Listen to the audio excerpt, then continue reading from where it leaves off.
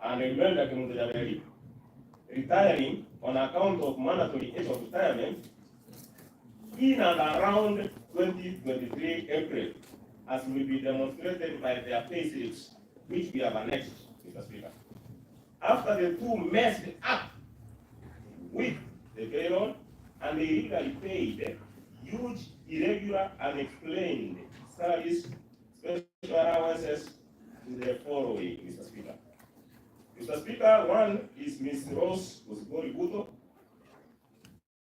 of PF number 201-600-93881 with a basic salary of 4,770 and then special allowance of 25,018,802 via the payslip which we have annexed, Mr. Speaker, and that was in March 2023. Mr. Speaker, number two, Ms. Gladys Mura Yambane of personal number 201401552228 with rental house allowance of 1,200 and then a special salary of 1,100,467. And this was in March 2023, in January 2023. And Mr. Speaker, we have annexed the basic. Number three, Mr. Speaker, is Mr. Isaac Kerongo Onchiri. I don't know whether this one is spelled properly, whether it's Onkiri or Onchiri. We'll correct this one later, but I think it's Onkiri. Of personal number 2016009237 with a special salary of 700,806, and this was done in January 2023, Mr. Speaker, and the basic is also annexed.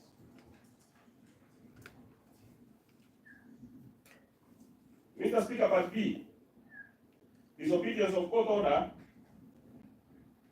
in which the governor was compelled to appoint Mr. Cliff Wara to the position of County Executive Committee member, Environment, Water and Natural Resources, and pay benefits incidental thereto on 23rd February 2021. Mr. Speaker, the governor, while exercising his authority, nominated Mr. Cliff Wara for the position of Nyamira County Executive Committee member, Environment, Water, Mining and Natural Resources. This nomination was duly notified and conveyed to the County Assembly for the approval of hearing. The timelines, Mr. Speaker, for Mr. Wara's approval hearing lapsed before the County Assembly could communicate a decision in its approval or disapproval. This, Mr. Speaker, consequently meant that Mr. Wara stood approved for appointment by the governor.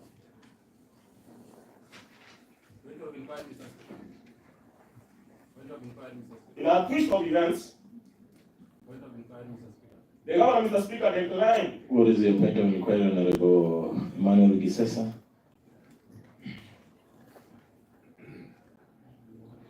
Mr. Speaker, some point of inquiry that I've seen the normal when you have in the budget that the member does not have to read everything. His menu 23 pages. Will you have to read everything? Allowed, Honorable Josiah, can proceed.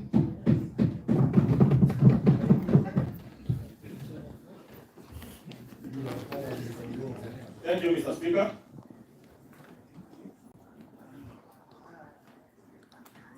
Mr. Speaker, the governor declared declined to appoint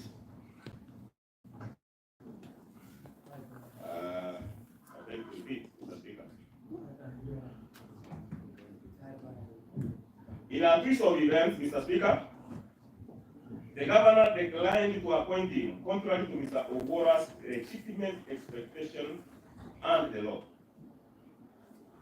Mr. Speaker, Mr. Ogora moved to court to secure his rights and was granted orders compelling the governor to appoint him to the said position and pay him his salaries and benefits effective 13th April 2021. Mr. Speaker, the governor in his issue of contempt for court disobeyed these court orders to date. Mr. Speaker, the governor challenged the matter in the Court of Appeal, where the court held and dictated that the governor pays the decretal sum of 4,417,875 to Mr. Ogora, orders that the governor has to date disobeyed. Mr. Speaker, by the disobedience of that the governor has exposed the county government of Nyamira and the people of Nyamira County to a possible loss of over 15 million in salaries, remuneration, entitlements, and the costs awarded to Mr. Ogora of no service lender. Mr. Speaker, we have annexed the judgment from Kisumu and the orders that were given in the Court of Appeal.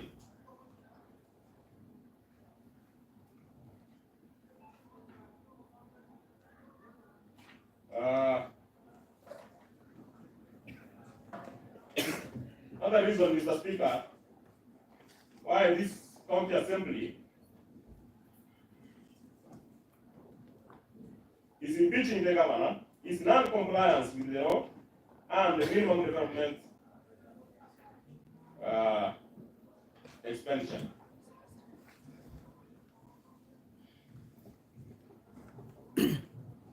Mr. Speaker, Section 107 of the Public Finance Management Act 2012 requires county government to dedicate and apply minimum of 30% of its budget towards the development expenditure.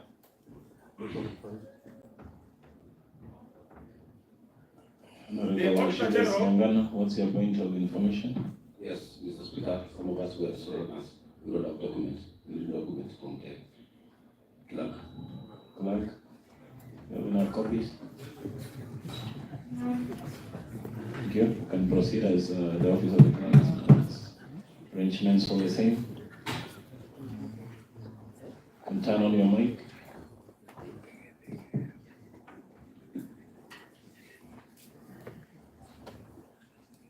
Mr. Speaker, the Auditor General findings during the audit exercise for the financial year 2021-2022 established as follows. The statement of comparison of budget and actual amounts for the financial year 2021-2022. The government reflects actual total expenditure of 1,202,308,801, which is 22% of the total expenditure amount of 5,706,204,979, reflected in the statement of receipts and payments, Mr. Speaker.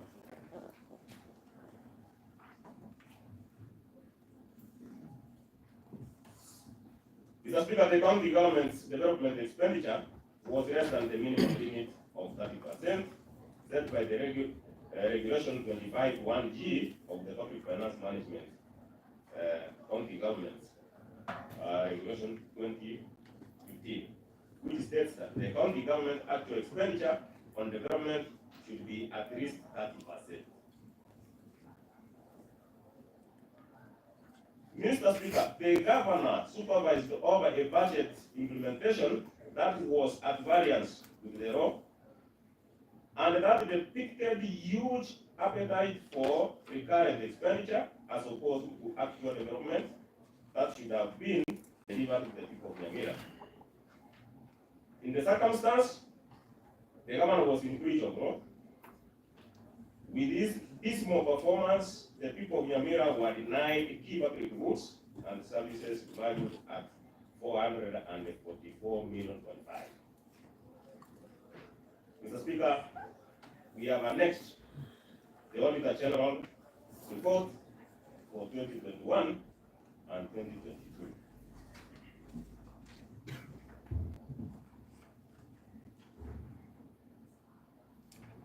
Mr. Speaker, question number 4 is the legal removal of the CEO of the County Public Service Board as the accounting officer and appointment of acting accounting officer against the law.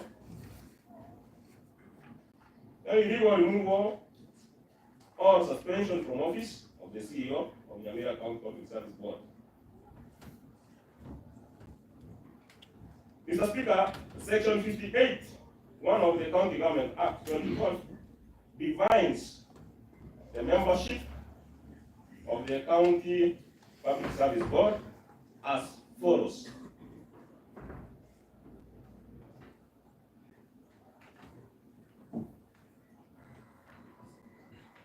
Article 58.1, the County Public Service Board shall comprise A, the chairperson, nominated and appointed by the county governor with approval of the county assembly.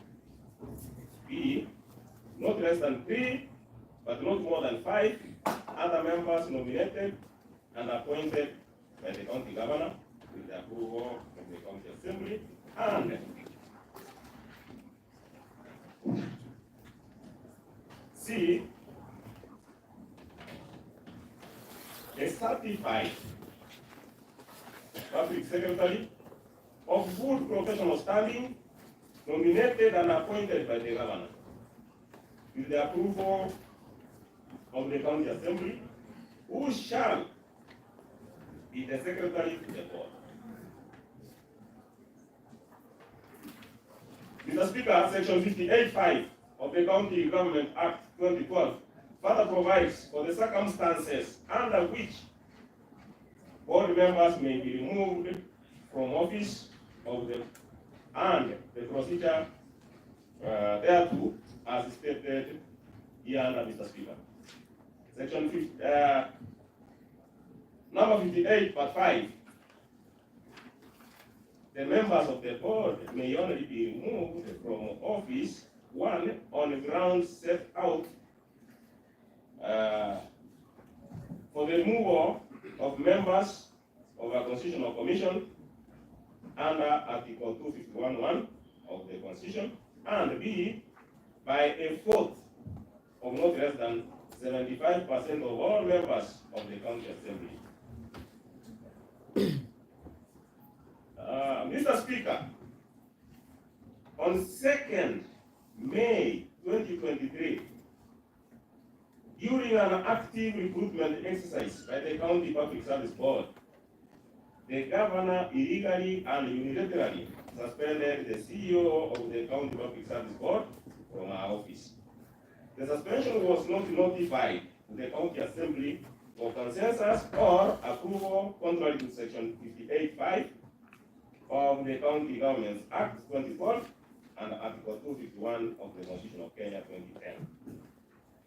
This suspension, Mr. Speaker, by the governor was only notified to the chairperson of the board, a well choreographed coalition by the two to manipulate the recruitment exercise so as to employ their cronies and relatives, Mr. Speaker.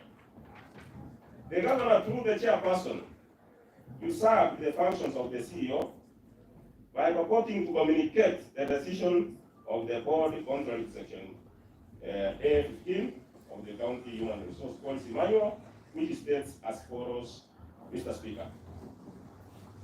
A01. The decisions of the County Public Service Board will be communicated through the Secretary of the same board, County Public Service Board. Further, a junior and unqualified officer, Mr. Donald Okoro, was appointed as acting CEO to the County Public Service Board, contrary to section 58(1)(c) and 64 of the County Government Act 2012, which states as follows, Mr. Speaker.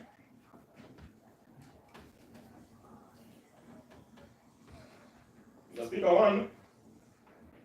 A person shall not be appointed to hold a public office in an acting capacity unless the person satisfies all the prescribed qualifications for holding that public office. In acting capacity, that's the qualifications for appointment to such a position as he is not a certified secretary as required in section 58(c) of the County Government Act 2012. Mr. Speaker, we have annexed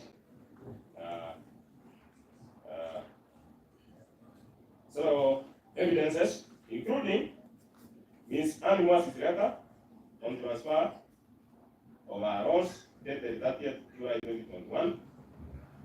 We also annexed Governor's letter suspending Ms. Anne Mwasi dated 2nd May 2023.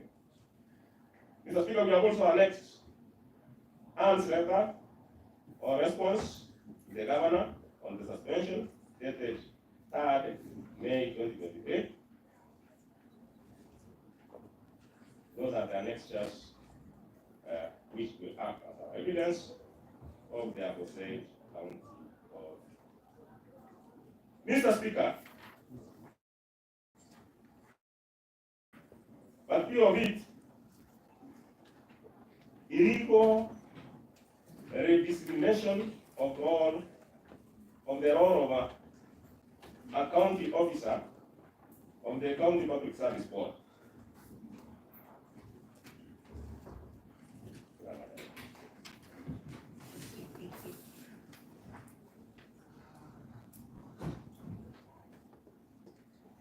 Mr. Speaker, the Governor, by himself or through his officers, unilaterally and illegally terminated the role of authority to incur expenditure for one Ms. Anne Mwasi, CEO, Secretary of the County Public Service Board, and in place assigned the financial role to a junior officer, contrary to section 148(2), the Public Finance Management Act of 2012, by causing the appointment of a junior officer to carry out functions of the accounting officer.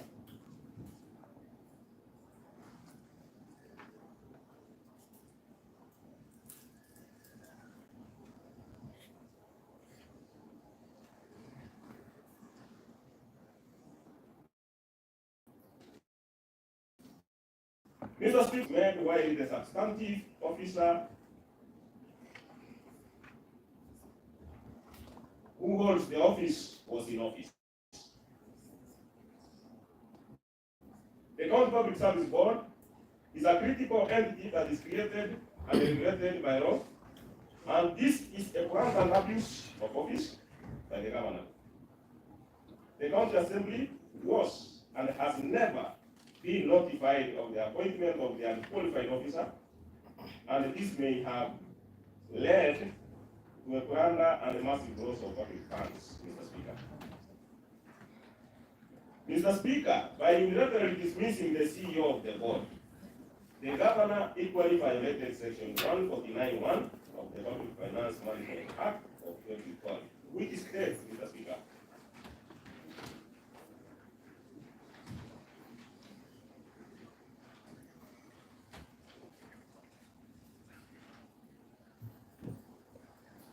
that an accounting officer is accountable to the County Assembly for ensuring that the resources of the entity for which the officer is designated are used in a way that is lawful and authorized, and effective, efficient, and economical and transparent. Mr. Speaker, I beg to redo that statement such that the public and the members get this statement clearly. I want to repeat. Mr. Speaker, Section 149(1), an accounting officer is accountable to the county assembly for ensuring that the resources of the entity for which the officer is designated are used in a way that is A, lawful and authorized, and B, effective and efficient, economical and the transparent use of those resources, Mr. Speaker.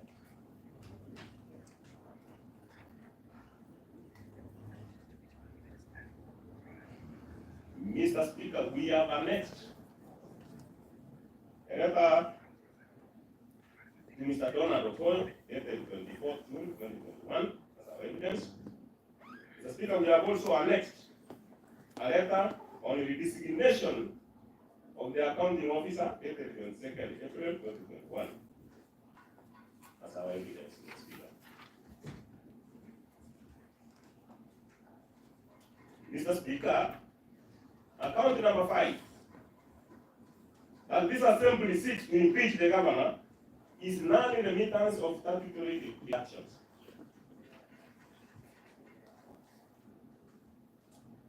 Mr. Speaker, the county governments are under obligation to promptly remit statutory deductions and the other benefits in respect of their employees to the respective entities as per Section 19(4) of the Employment Act 2007.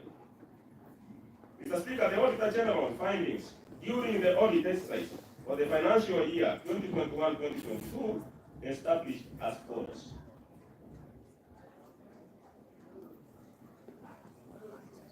A review of other important disclosures indicated that the balance of 317,581,759 outstanding in respect of pending accounts payable, which included pending staff payable balances of 40,403,383, included in the balance is 11,77,562 relating to accrued interests on and remitted contributions of 8,528,968 and actual deficits of amount 2,548,594 arising from delayed remittance of staff contributions to the local authorities pension trust amounting to 1,598,654. The payment of interest on deferment of delayed payments leads to nugatory payments which could have been avoided had the staff contributions been remitted on time, Mr. Speaker. Mr. Speaker, further records provided by Audit revealed that management failed to remit the National Social Security Fund contribution amounting to 22,370,704, which dates back to 31st March of 2013.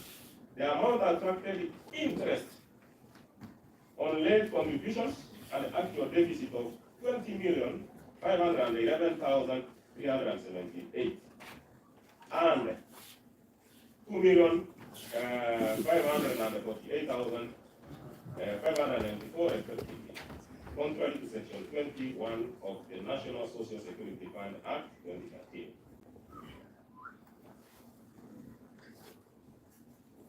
Mr. Speaker, under the watch of the governor, Nyamira County has accumulated unlimited statutory deductions and unreasonably exposed the county government of Nyamira to a precarious financial risk. The unlimited deductions speak volumes about diversion of funds to the benefit of the governor and his cronies, Mr. Speaker.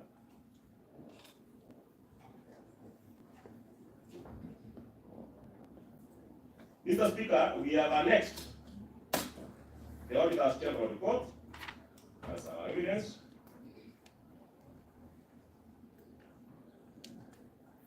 Then, Mr. Speaker, now I want to look at Part B of what this Assembly considers reason for impeaching the governor.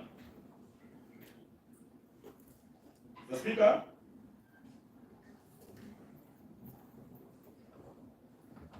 Round 2 is abuse of office and gross misconduct.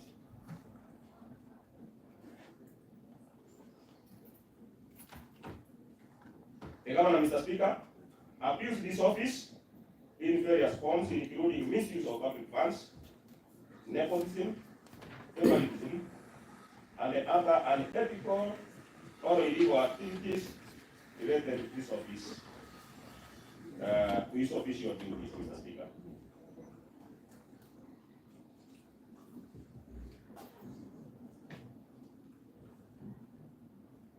Irregular recruitment and appointment of Mr. Godfrey Nyaribo,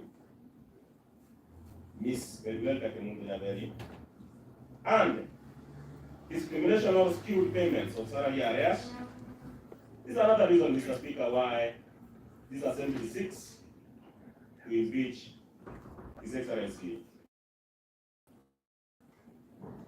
the Governor Amos Nyaribo. Irregular recruitment. Mr. Speaker, the governor supervised over the recruitment and appointment of Mr. Godfrey Nyaribo and Ms. Nyamira to the positions of Director Human Resource and Payroll Management. The two officers, Mr. Speaker, were cherry-picked. Mr. Speaker, I want to emphasize on the word cherry-picked. The two officers were cherry-picked and appointed to the key positions in the county public service, a clear manifestation of ulterior motive on the part of the governor. By cherry-picking, as the court calls it, in a ruling that was done in Kisumu, petition number 47 of 2021,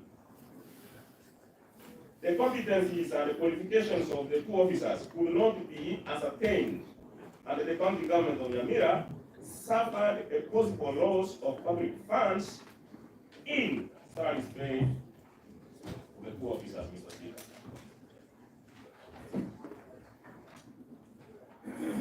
Additionally, Mr. Speaker, the governor caused the appointment of Mr. Godfrey Nyaribo to the position of Deputy County Secretary and the Deputy Head of Public Service, Mr. Speaker, to further his grief and fraudulent activities in the recruitment and management of county human resource.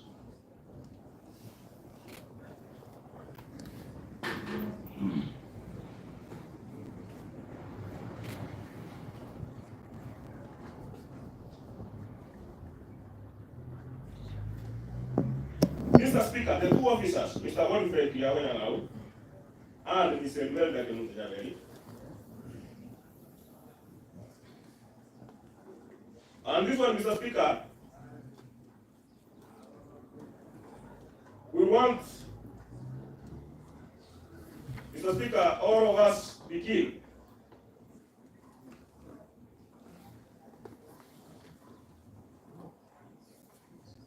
Oversaw and superintended over the payment of illegal and claimed and irregular salaries to themselves, to the governor, and to 3 other county employees.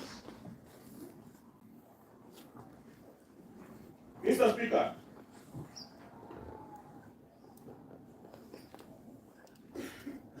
in my reading, I said, Mr. Speaker, that there was some word that I wanted us to emphasize on.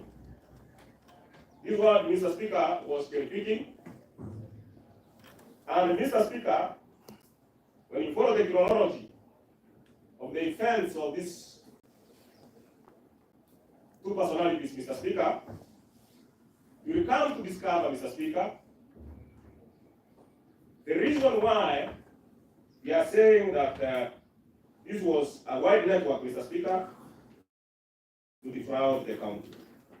In August 2023, Mr. Speaker, upon assumption to their new offices at the county, the 2 officers paid themselves irregular salary arrears for 4 months, March, April, May, and June 2023.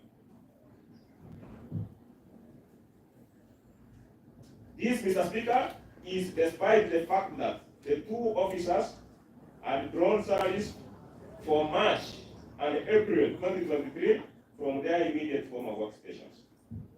The double payments have not been recovered or surrendered to the government to date, Mr. Speaker. Mr. Speaker, this is contrary to a fair administration of justice and abuse of office, and a flagrant violation of Article 73(2)(b) of the Constitution, that A, authority assigned to a state officer, the guiding principles of leadership and integrity include objectivity and impartiality in decision making, and in ensuring that the decisions are not influenced by nepotism, favoritism, and other improper motives or corrupt practices.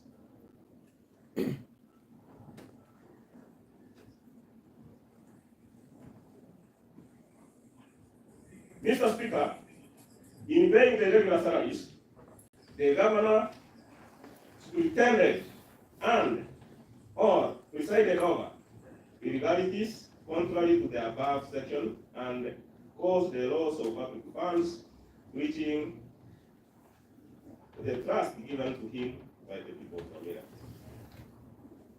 Mr. Speaker,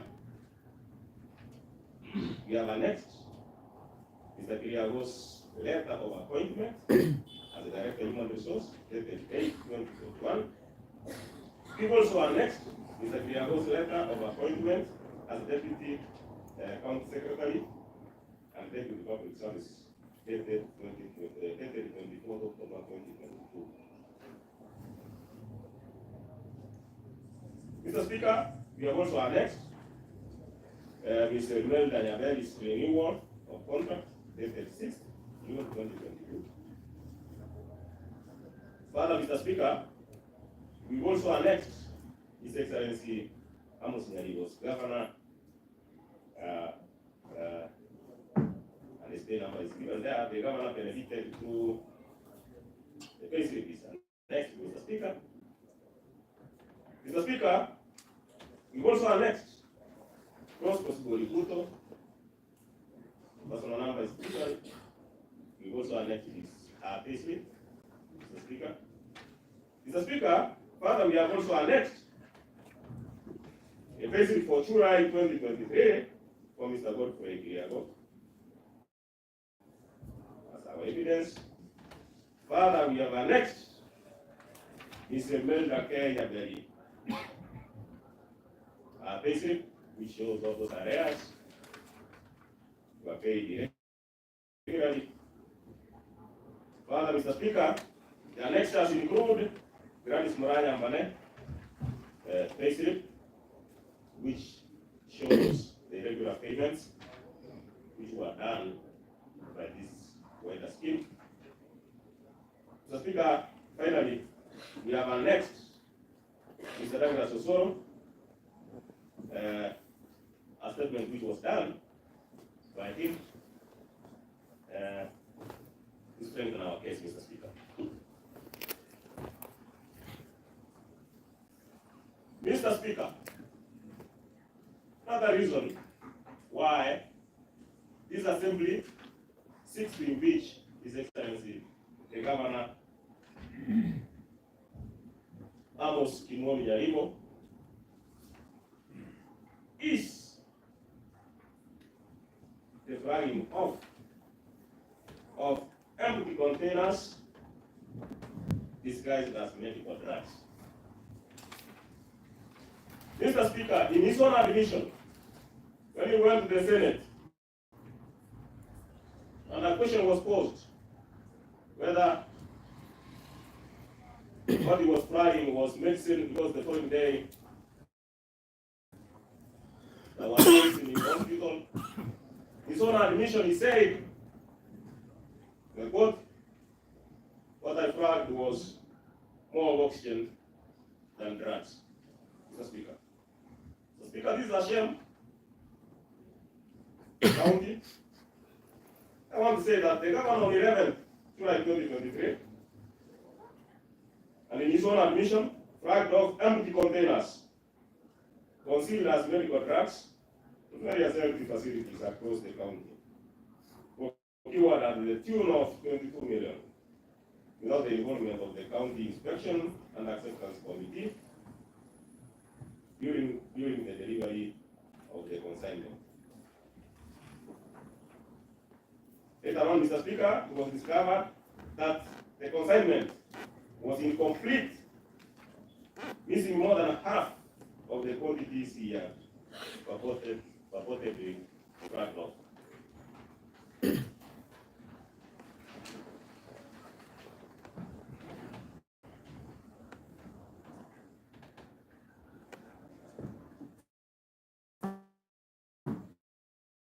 Mr. Speaker, this clearly demonstrates an elaborate and well-calculated scheme by the governor to swindle public funds meant for the health.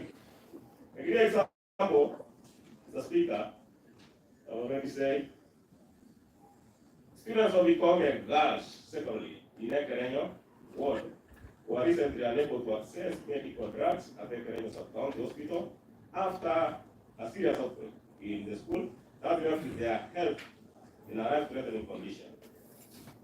This is a clear indication of breach of trust given by him by the people of Nyamira County.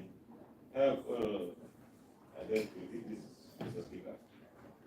This is a breach of trust given to him by the people of Nyamira, contrary to Section 35 of the Public Procurement and Asset Disclosure Regulation 2020, Mr. Speaker.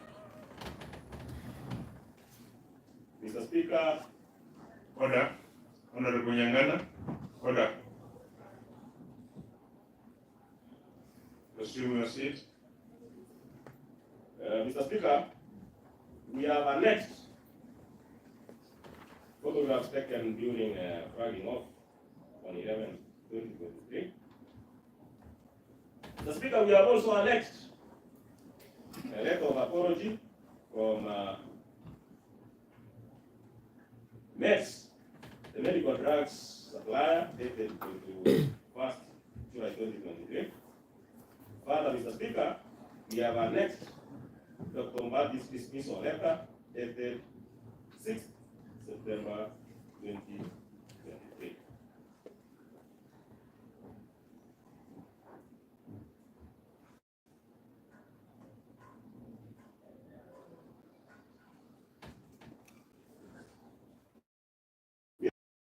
Mr. Speaker, the next reason why this county assembly seeks to impeach Amos Nyaribo is irregular reallocation of emergency funds. The Speaker also begged that our people know this, because we are not very sure of the next happening in this county. I feel it deserves better. The county government of Nyamira envisaged to construct an infectious disease isolation center during the COVID-19 pandemic between the financial year 2020, 2021, and 2022 to caution the people of Nyamira from the spread of COVID-19 and other infectious diseases, Mr. Speaker. The Auditor General, Mr. Speaker, findings during the audit exercise for the financial year 2021-2022 established as follows, Mr. Speaker.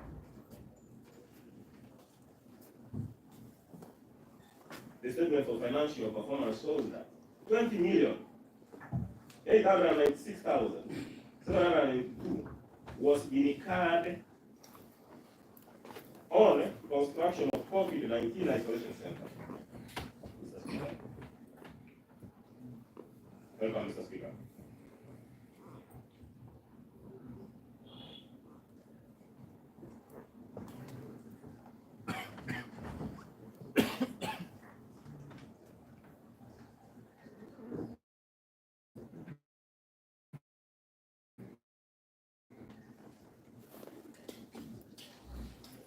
Mr. Speaker,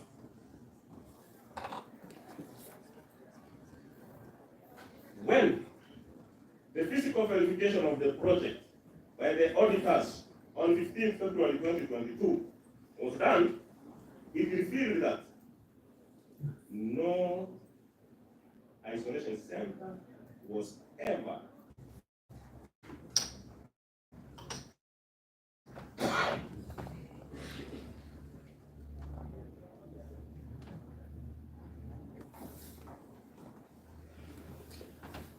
Mr. Speaker, the absence of this very important unit in the county will expose the people of Nyamira to dire consequences should another infectious disease pandemic strike. Yes, Mr. Speaker, the governor seems unbothered. It is a clear breach of trust, gross misconduct,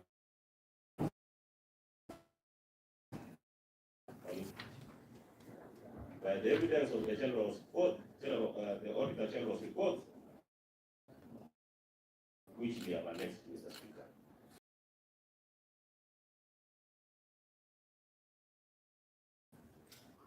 Mr. Speaker, another count by this county assembly seeks to impeach the Excellency Nyaribo is the delayed completion of Nyamira County headquarters.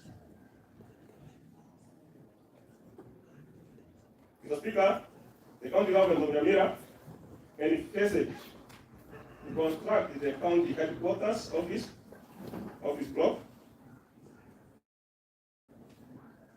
a multi-year project which commenced well in 2018. But it's called upon assumption into office by the governor as from 2021. Mr. Speaker, the Auditor General findings during the audit exercise for the financial year 2021-2022, the contract sum was 382,970,000. 401.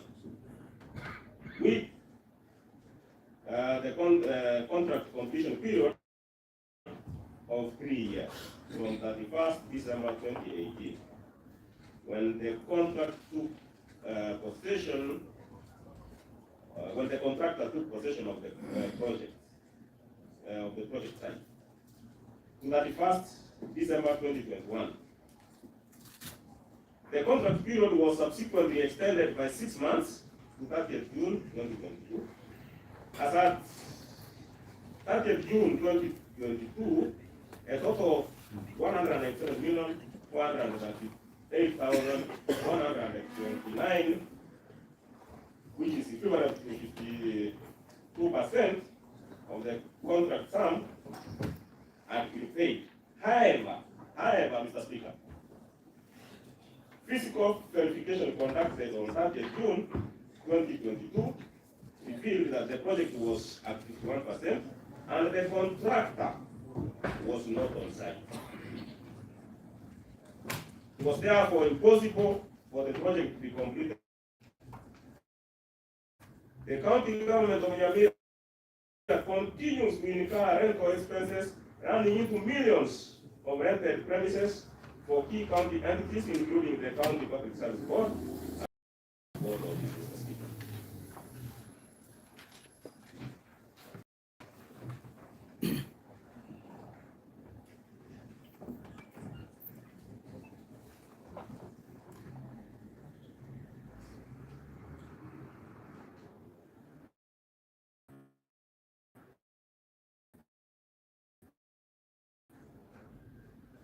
Never realize the value of the investments with the continued delay of projects way beyond their stipulated contract and dates. These delays demonstrates the governor's inability and willingness to observe legal times or timelines as required under Section 139 and 176(1)(c) of the Public Procurement and Disposal Act 2015, Mr. Speaker. Mr. Speaker, we have annexed photos of the stalled project, which started way back 2018, and which demonstrates even further that when you look at them clearly, they demonstrate that indeed the contractor is on our side, Mr. Speaker. Mr. Speaker, the reason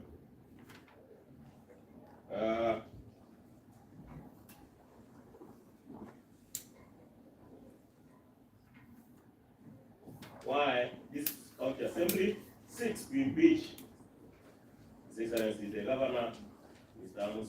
Nyaribo, for office is the partial and the dysfunctional revenue automation system, Mr. Speaker. Mr. Speaker, this is the demon in the room, Mr. Speaker. For investments towards the automation of its own resource revenue collection. However, to date, the governor has frustrated efforts to fully automate revenue collection in preference of the manual receipting that can be easily manipulated and that is not accountable. The Auditor General findings during the audit exercise for the financial year 2021-2022 established as follows. Included in the acquisition of assets and payments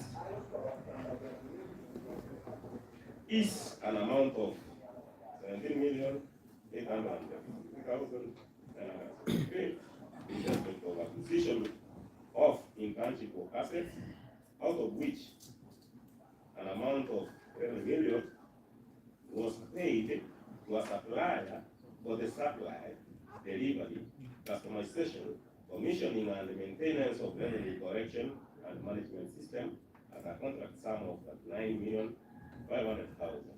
The revenue automation was to be carried out for 60 days, starting from 23rd May 2019 to 23rd August 2019. The supplier, having received the full payment of 30,750,000, the physical verification in November 2022 revealed that the supplier supplied 277 revenue gadgets, out of which 144 gadgets were not functional.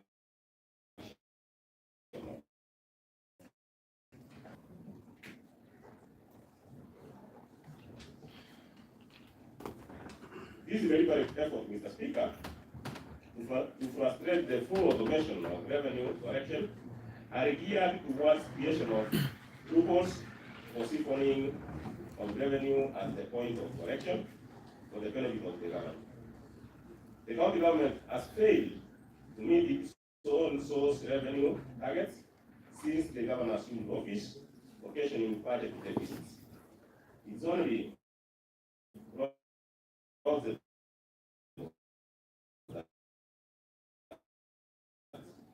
the amounts in Nyamira. These deficits translate to people of Nyamira as the governor and his cronies benefit from the privileges, Mr. Speaker. Not privileges, but privileges.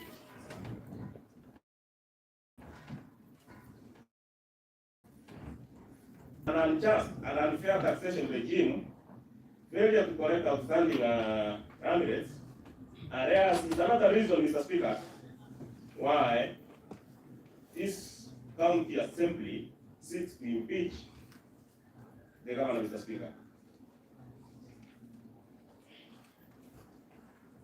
The governor has presided over an unjust and unfair taxation regime by failing to correct land rates and arrears, Mr. Speaker.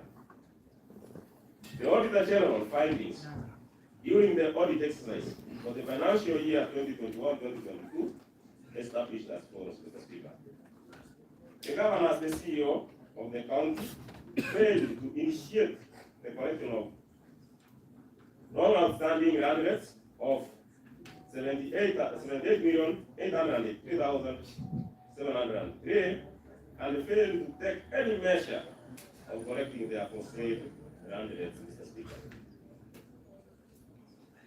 This failure, Mr. Speaker, offends Article 201 of the Constitution of Kenya, which requires that the burden of taxation should be shared fairly. Failure to update the county valuation roll is the reason that the governor has presided over an unjust and unfair taxation regime by failing to update the county valuation roll. The Auditor General findings during the audit exercise for the financial year 2021-2022 established as follows, Mr. Speaker. The county government of Nyamira is still using the valuation roll of the year 2006, Mr. Speaker. That was inherited from the different local authorities in the collection of land rents and rates. However, the governor has failed to put in place or update the valuation roll so as to enhance revenue collection in view of the fact that values of land in the county and in the country are significantly risen, Mr. Speaker.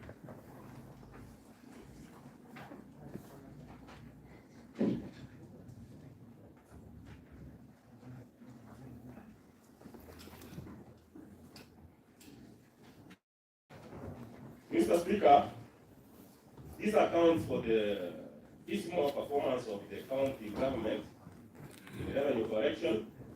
The governor has grossly violated Article 201 of the Constitution of Kenya, 2010, which requires that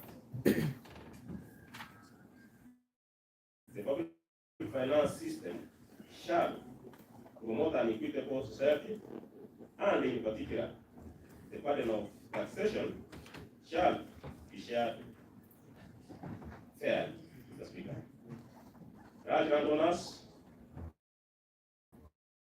especially the of revenue, Mr. Speaker, this one I'm greeting slowly because it's a pity, Mr. Speaker, that large landowners, especially the multinational tea companies, Mr. Speaker, are not paying their fair share of revenue to the county government.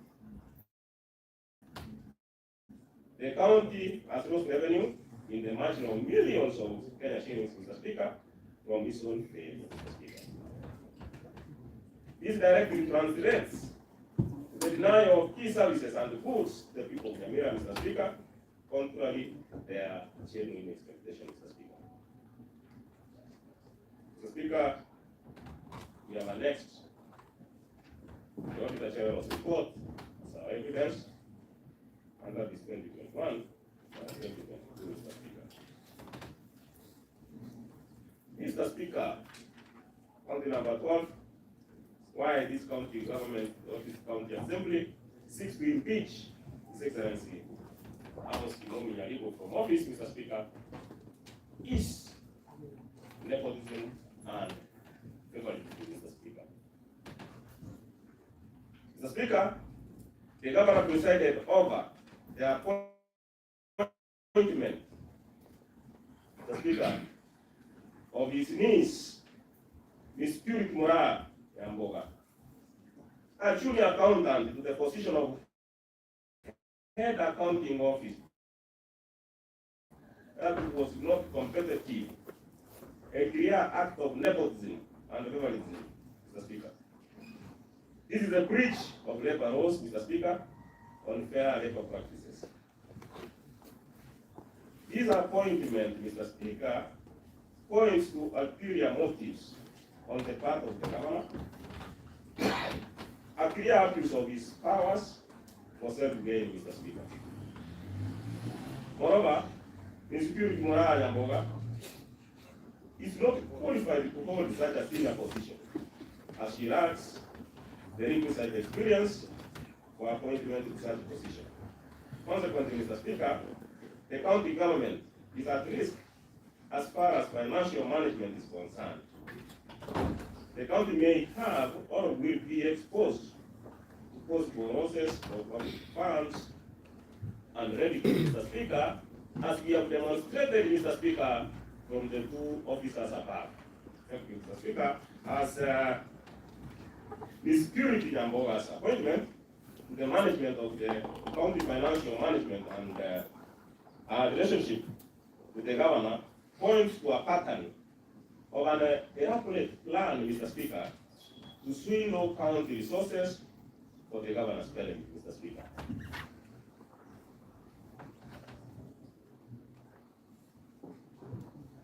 Mr. Speaker, this is contrary to fair administration of justice and abuse of office, and a deliberate violation of Article 73(2)(b) of the Constitution. That states,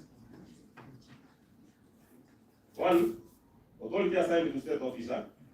The guiding principles of leadership and integrity include objectivity, impartiality in decision making, and in ensuring that decisions are not influenced by nepotism, favoritism, other improper motives or practices, Mr. Speaker.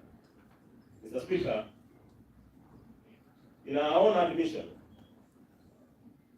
in one of the committees, Mr. Speaker, and it is in the answer, he confirmed that the way of appointment to this position was irregular, and that did not fit in that office, Mr. Speaker. Mr. Speaker,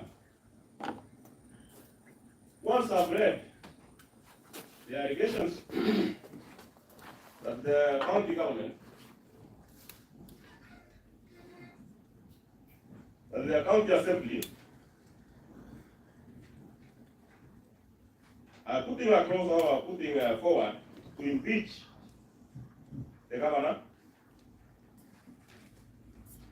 I now beg to move the motion and call upon Honorable Nyaribo to second.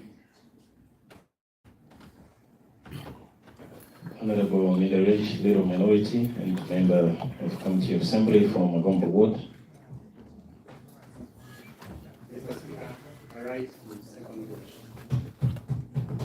Thank you, honorable members. I now propose that this honorable House debates and approves the motion for removal of the Governor, His Excellency Amos Nyaribo from office of County Governor, Nyamira County, pursuant to Article 181, 1, A, B, C of the Constitution of Kenya 2010, Section 33 of the County Government Act 2012, and Nyamira County Assembly Standing Order number 62. The motion is open for debate. Honorable members. Leader Minority, Honorable Minga Liech. Thank you, Mr. Speaker. A point for guidance from the chair. Mr. Speaker, in the morning, we received the delegation from the governors who brought this assembly a response. And in our generosity and satisfaction to the requirement of fair hearing, we gave them time in the morning.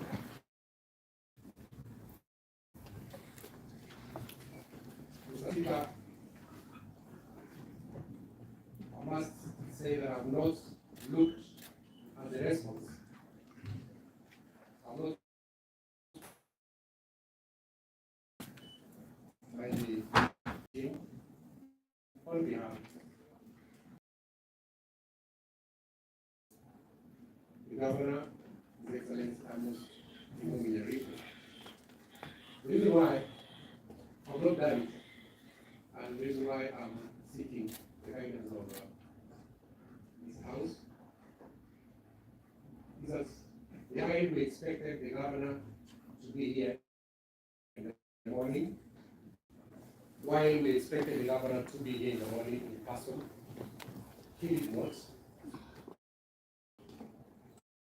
show up, but instead he sent his little team led by Mr.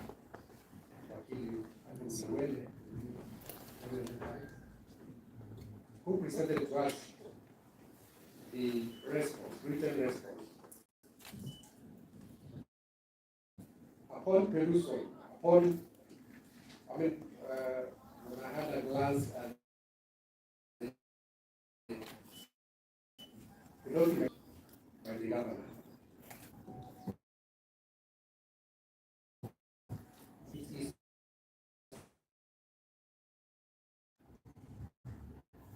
instead, it is signed by the County Secretary. County Secretary, County Government of Nyamira. Mr. Speaker, I can avail to you a copy of the have a copy of the same. You have the copy yourself.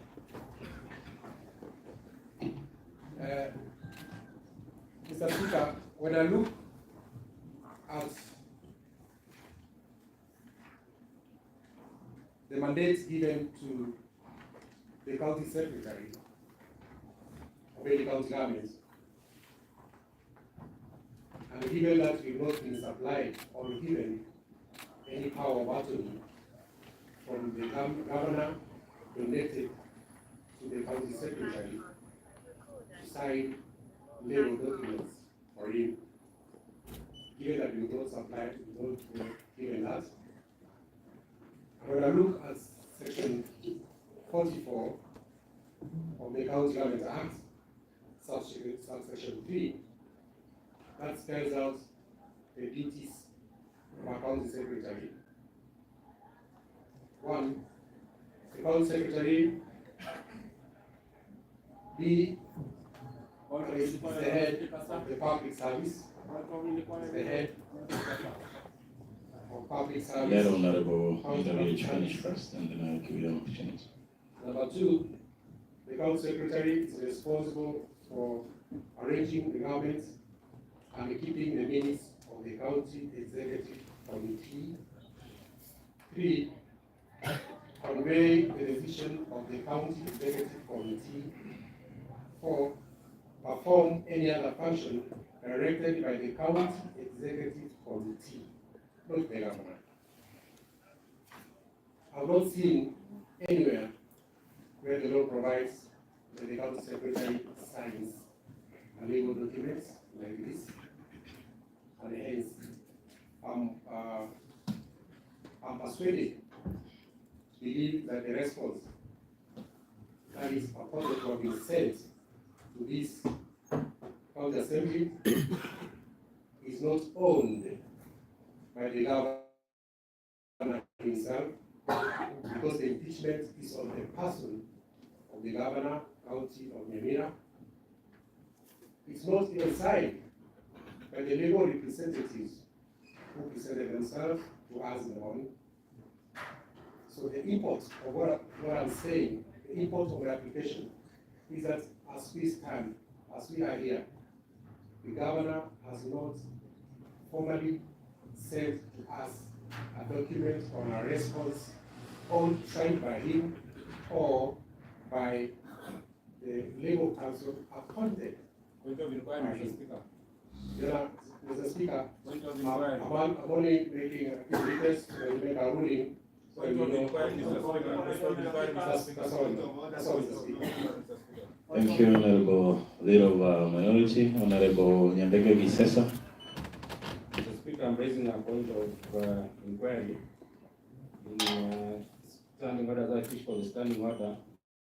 As part of the responses which His Excellency the Governor made, there was a notice where he appointed a legal representation, and that's in standing order. They have a copy of my standing order that I fished out, which says that an accused person has a right to appear and legal representation.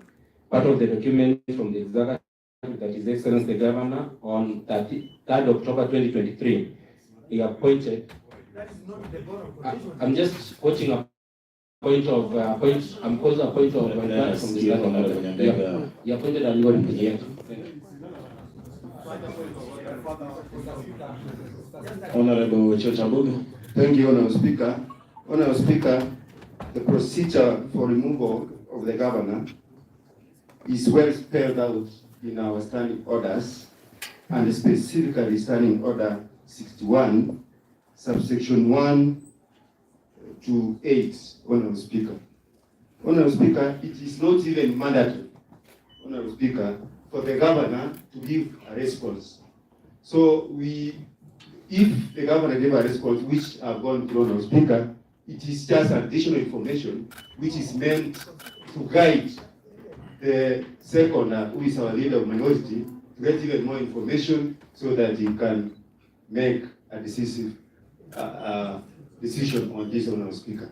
So whether that response was by representation or direct, it is not even a requirement in the first case under our standing order 61. Thank you, Honorable Speaker. Honorable members, it's not that heavy or an irregular the same.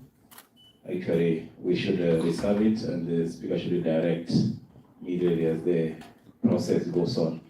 The information read from a little minority, resource learned friend, is valid, but does not alter the process as enshrined in our laws and bylaws. So the Speaker should rule on the same going forward as we continue the process. Thank you. Honorable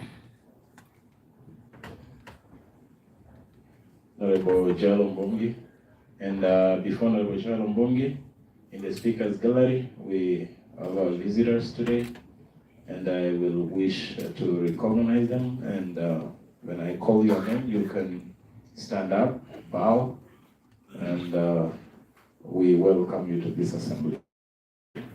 Let me start with our CS, that is the County Secretary, Dr. Chuck Magara. Thank you. We go to Alice Manotti, CECM, Department of Agriculture. Thank you. Go to CECM, Kennedy Angwenyi, Department of Education. Thank you. Go to CECM, Grace Nyamongo, Department of Gender, Sports, Culture, and Social Services. Thank you. We have CPA Emily Ongaga, CECM, Department of Finance. Thank you. We have CECM Stephen Oboso, Department of Lands. Thank you. We have CECM Department of Trade, Bernard Minor. Thank you. We have CCO, Department of Transport, Roads, Engineer Josephat Machini Oruru. Thank you. We have CCO, Department of Finance, Dominic Barare. Thank you. We have CECM, Dr. Geoffrey Morara, Public Service Management. Thank you. We have advocates for Nyaribo, Churia Sanyoka. Thank you. We have advocate for Governor Jacob Gwete. Thank you. We have our counter attorney, Erastus Orina. Thank you. We also have Chief of Staff, Dennis Nsarigo. Thank you. Thank you, Honorable Shalombogi. Honorable Kenneth Atuti, your name.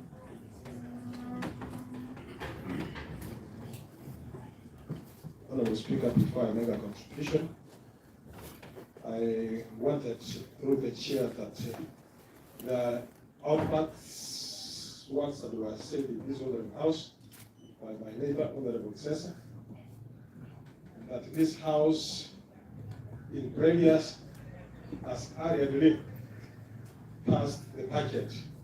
Honorable Speaker, this is the meaning, this honorable house, that we do things arguably.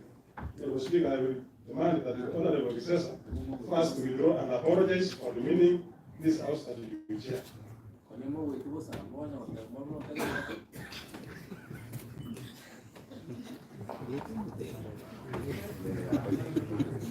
Honorable Shalombogi.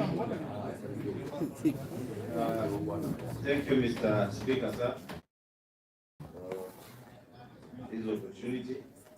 I hope I heard you right that the motion is open for debate. And first of all, Mr. Speaker, sir, I rise to express my disappointment in the evidences provided in this motion. First of all, the same way we are questioning the authenticity of a document presented by the defense team of the governor, I also question the certification of payslips attached in this evidence.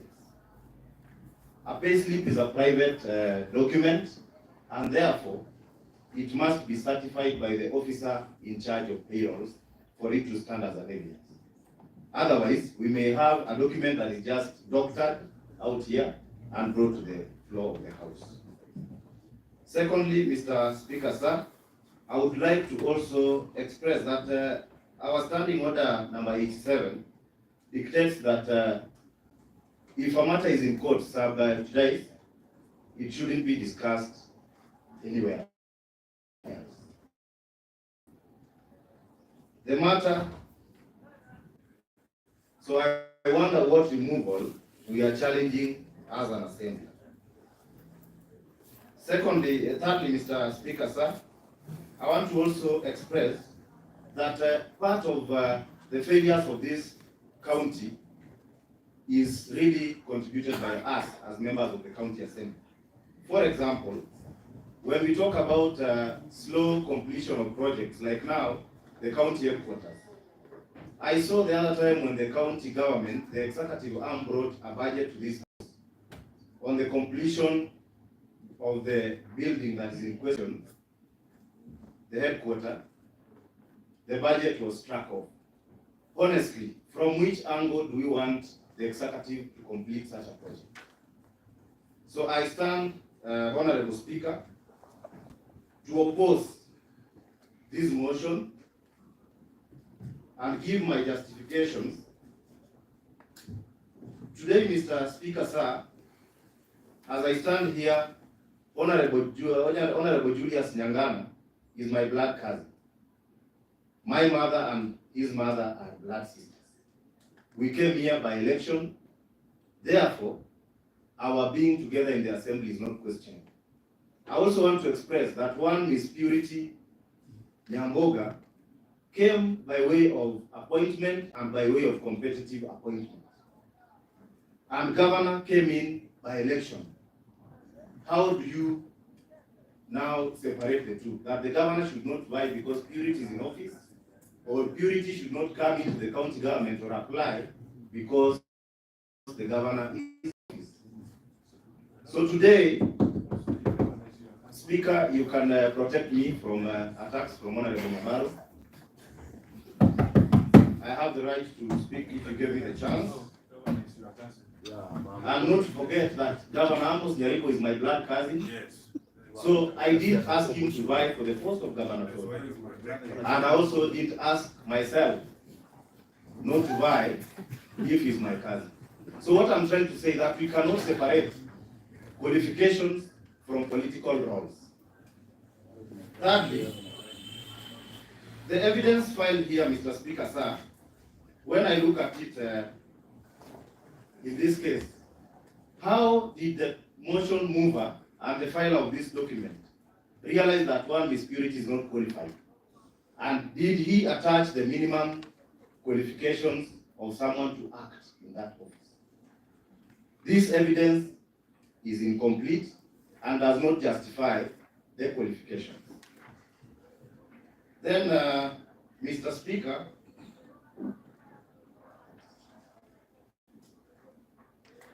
on 31st March, where we are talking about remittance of the NSSF, the county government of Nyamira, the first governor, Honorable John Nyagarama, the late, was sworn into office on 27th March 2013. Today we are here questioning a matter that is stated to have begun on 31st March 2013. At this point, the governor in question was serving as the deputy governor. So some of these historical accusations, which I still find unjustified, because the other day the CECM Finance was on the floor of this assembly defending herself. Some of these allegations were put to her. Where is the justification that these issues should be answered directly by the government? The County Public Service Board, Honorable Speaker, is an independent body that they can sue and be sued. Today here, we are questioning and justifying that the governor supervised, rather jelly-picked. Is there a letter of appointment by the governor directly that is signed? Now, Mr. Speaker, sir, I am a bit disappointed that if such a report was to reach the Senate, then somehow I may also not, the way we say it, that we may be ashamed as a county if some of these processes go on. I also don't feel I will walk with my head up if such a report is tabled before the Honorable Senate. Finally, Mr. Speaker, sir, if you allow me,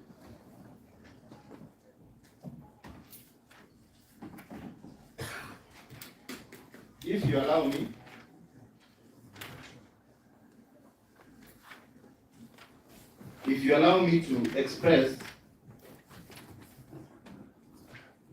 that this motion was not thoroughly investigated.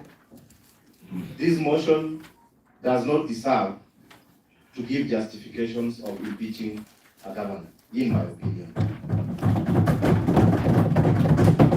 This motion, to me, looks a bit incomplete, and therefore, I don't even see why we are debating a half-baked motion. Therefore, I request, if you allow, that we go straight to voting. Thank you.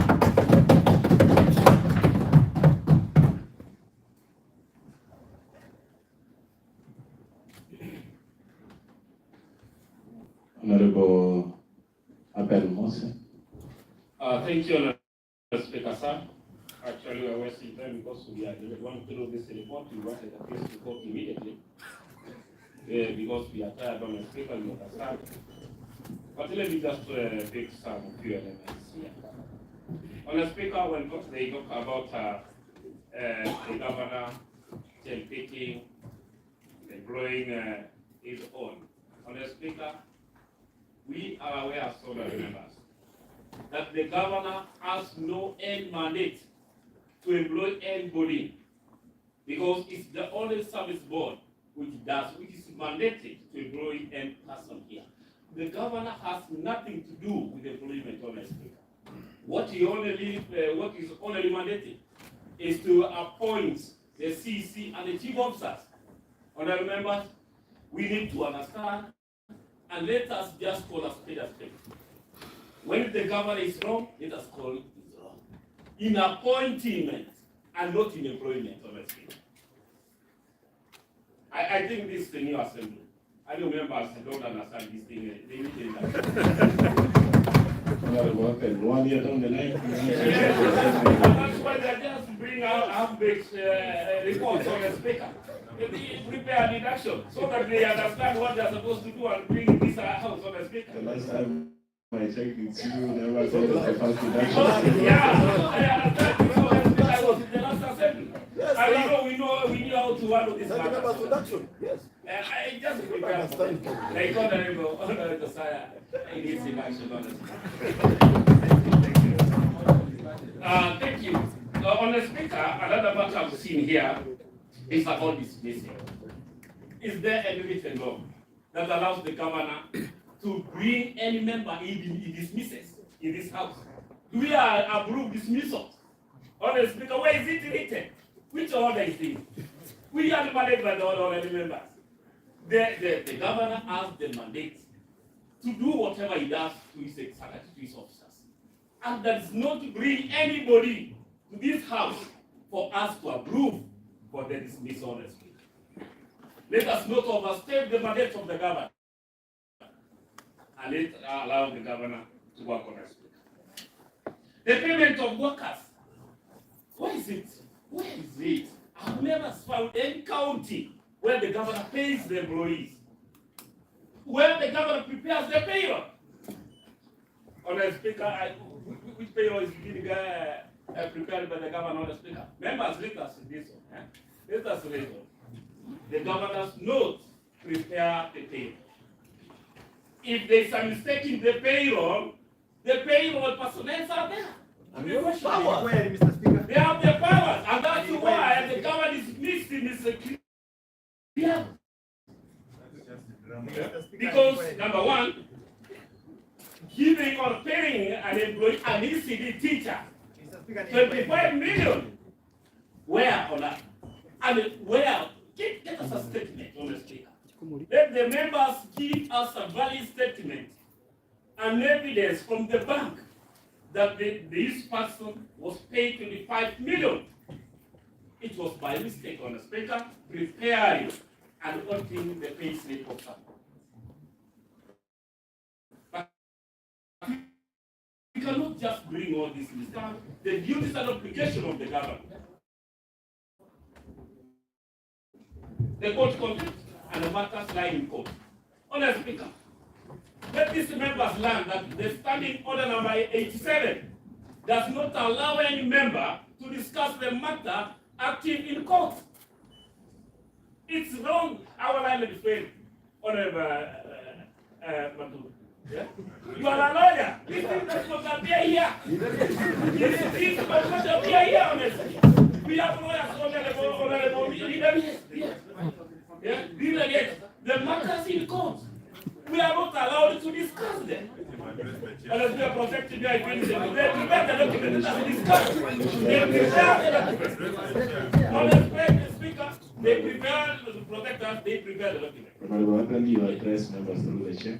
Yes, Honorable Speaker, protect And me. Honorable Chamachuka, I'll give you an opportunity because you have been out of vaccination. Let's give him time to finish and then you can take it up.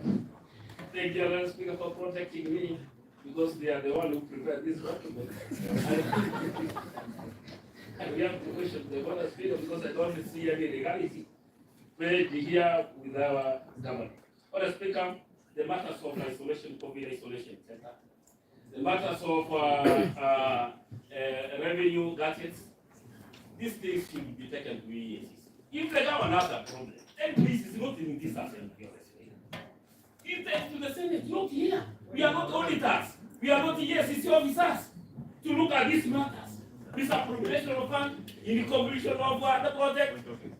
We as the members, we are only entitled to look at the legislation law, not just to bring the EACC matters here. Let them report the matters to the EACC on the speaker. And the final on the speaker, protect me. Finish by 1 minute, Honorable. Yes. On the speaker, protect me. You proceed. That's what Thank you, Mr. Speaker. About the employment of relatives. No and honorable members, let us be very Christian. No member of the assembly does not maybe need his or her child to be employed. When you see somebody is qualified and being employed somewhere, honorable member, if this is the last day employment, honorable member, you are here crying that I need my daughter to be employed.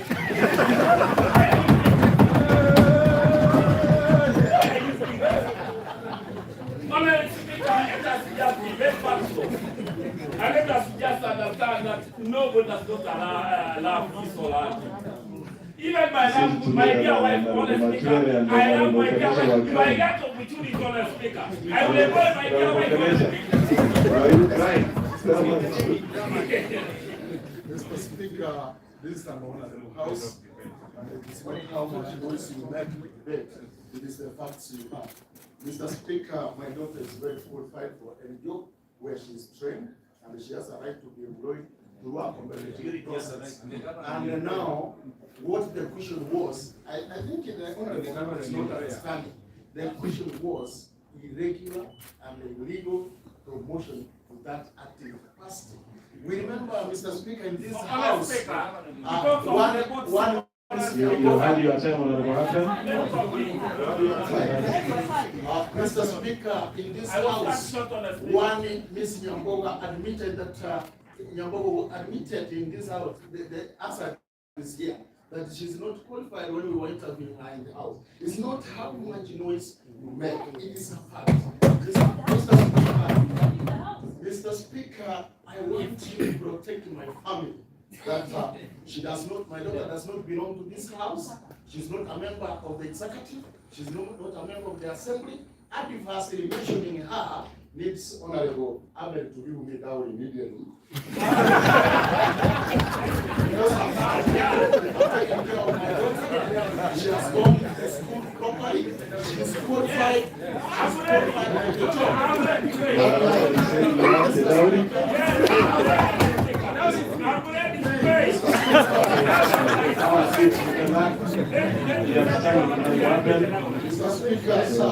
So the procedure of the assembly, it's only one member at a time. Mr. Speaker, protect me.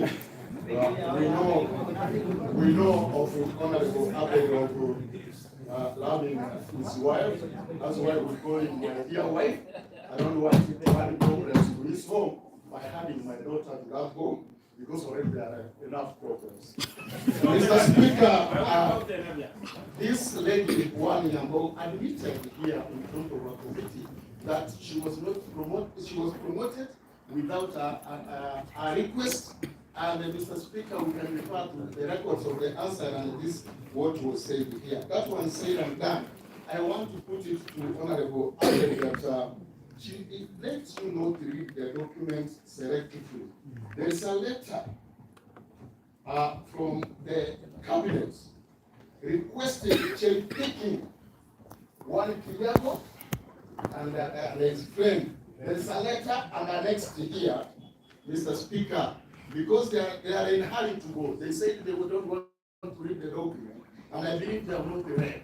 There is a letter here annexed from the cabinet requesting, I read that there is a proposed secondment of Which annex is that, Honorable Vincent Ganesha? It is annexed.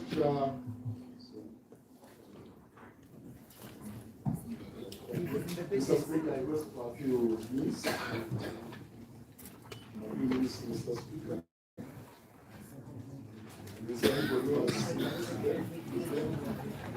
As you keep looking for it, I give you a minute as I give Honorable Evans Chuma Matunda to say a word as you.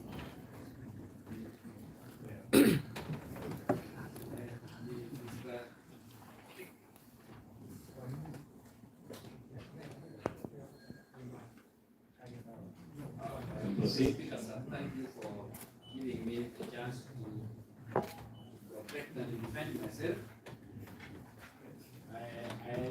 I understand Honorable Moses, and is a very good friend of mine.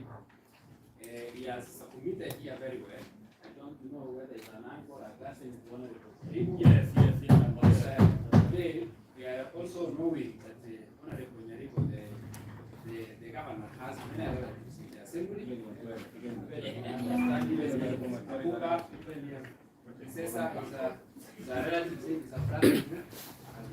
But myself, we are not at all related, but I can best look for that relationship. Honorable Speaker, Honorable Mose Abed mentioned here my name that being a lawyer, I want to have known that the rules of subsidies apply and this document ought not to have been attached. Mr. Speaker, sir, let me say this. All the members of the county assembly, their role is an oversight one, representation, and legislation. And they should know the law. It's not that they do not know, they know. It's not only lawyers who know the law. Even members of the county assembly, even outsiders, they know the law. That's why we have a difference between an advocate, the definition of an advocate, and a lawyer. A lawyer is one who has gone to a law class. An advocate is one who has been admitted to the faith as an advocate to the High Court of Kenya. Mr. Speaker, sir, Honorable Mose is asking for evidence. Evidence of the basis that the basis they are not authenticated, they are not certified, and what have you. But he's also mentioning my name as the author of the document. I'm not the mover of the motion. There is no evidence in this document. You are a supporter of this. I am, but there is no evidence in this document that it is authored by myself. And if he tenders evidence, I will accept that.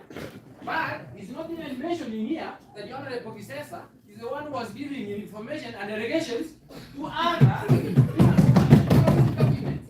This is a matter which is in the public domain. It's only that happened Moses has now enough fuel in the stomach. That's why it's making as much as possible here. I rest my submission. Honorable Nyamira, were you the one giving the evidence to the motion move on Honorable Joseph Magera?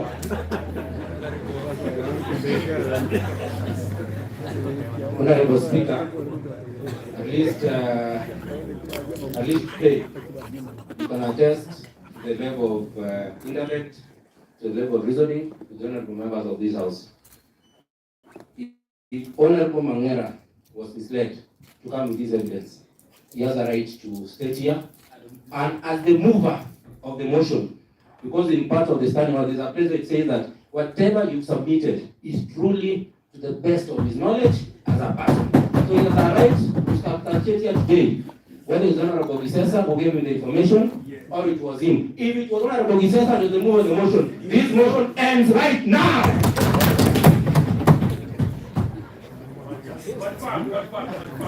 Mr. Speaker, Honorable Mangera is the mover of the motion, he has to confirm. If it was not him, like the standing order says, he should declare so that this motion ends right away now. Honorable Josiah Mangera, you move the motion. The ball is in your court.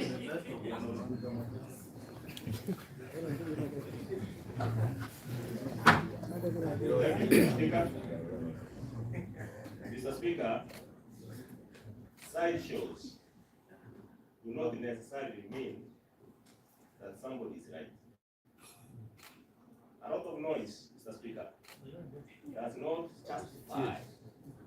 On the farm.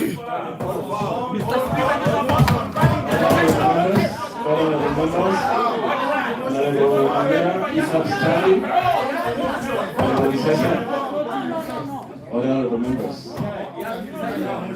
we must act orderly. Honorable Josiah Mangera is making a point. Honorable members, order. Honorable Josiah Mangera is making a point. Let us give him the time that he needs. Mr. Speaker, this is the point I was making, and indeed they have proved that their aim is not to think, is not to reason, but it's to make noise, Mr. Speaker. Mr. Speaker, what I'm saying is this house is an honorable house which is faced with a very serious motion. The motion is to assist not this house, but the people of Nyamira, Mr. Speaker. Mr. Speaker, this is a very weighty matter. Honorable members, you had your time, honorable members.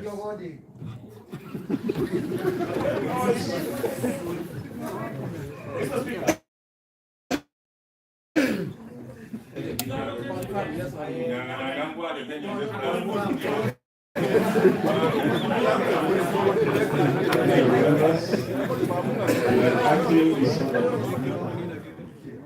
Honorable Nyangana, order. Mr. Speaker, when you look at the behavior of some of our members, Mr. Speaker, the seriousness of our members, and Honorable Speaker, in the morning, when you had the morning session, Honorable Speaker, there was a concern which was very serious. Mr. Speaker, the motion is before the House. I'm the owner. Let them discuss the motion. Thank you, Honorable Josiah. The motion is on the floor. The House honorable members contribute, participate, done all the time. Honorable. Mr. Speaker, I was. Yes, then Honorable Vincent Penecha. Finish. You got 2 minutes, Honorable Vincent. Yes, Mr. Speaker, I was to show you and the House that the next chart 11A, where the cabinet requested for particular persons to be seconded. Annexure 11A and 11P, which is attached. Mr. Speaker, I was wondering why Honorable Ape is not saying that there's evidence that they were cherry-picked. Mr. Speaker, again, I'm wondering why Honorable Ape was not able to see that in Annex 9, Honorable His Excellency Amos Nyaribo signed a suspension letter to Ward Mwasi. How did he sign if he is not the appointing officer? If he is not the public service board? That means there is a state manager of public service board. How did he, who is supposed to suspend? I'm wondering why Honorable Ape is not able to read this simple English. And why Honorable Nyangana is only making noise when his mic is on, is not able. Is it the English that Honorable Speaker, protect my time is not yet over, Mr. Speaker. Mr. Speaker, when Mr. Speaker, this is an honorable house, it's not a bar or a den of robbers. It is an honorable house, Mr. Speaker. If honorable members are drunk, Mr. Speaker, grant the whip, the sergeant that comes here. We can. Mr. Speaker, being abusive and in order in public can be classified as being drunk, but it's not necessarily taking alcohol. Thank you for clarifying your point, Honorable Vincent Kanechi. Honorable Kenneth Atuti.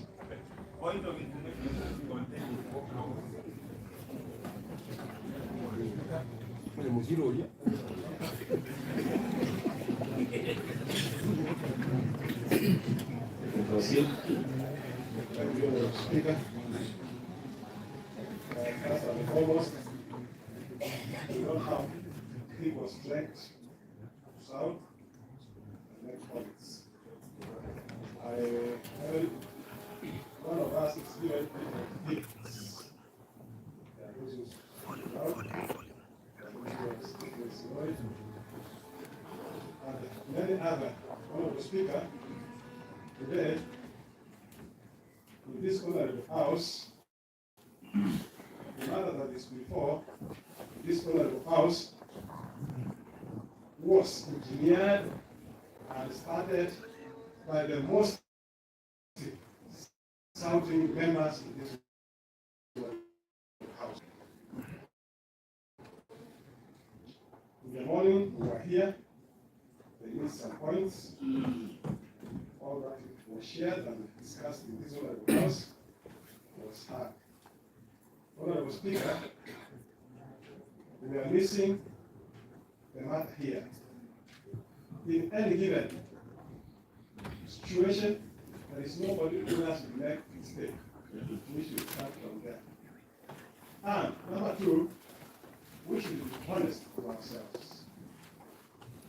Number three, Honorable Speaker,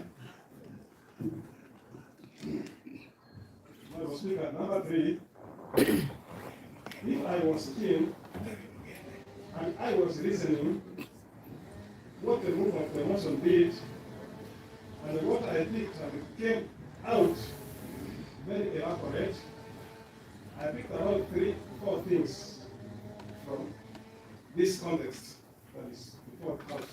Number one, there is a lot of fraud going on in this county.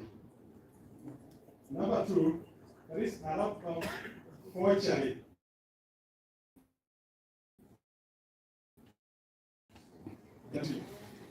Number three, there is non-compliance of the PF Act, which is against the law.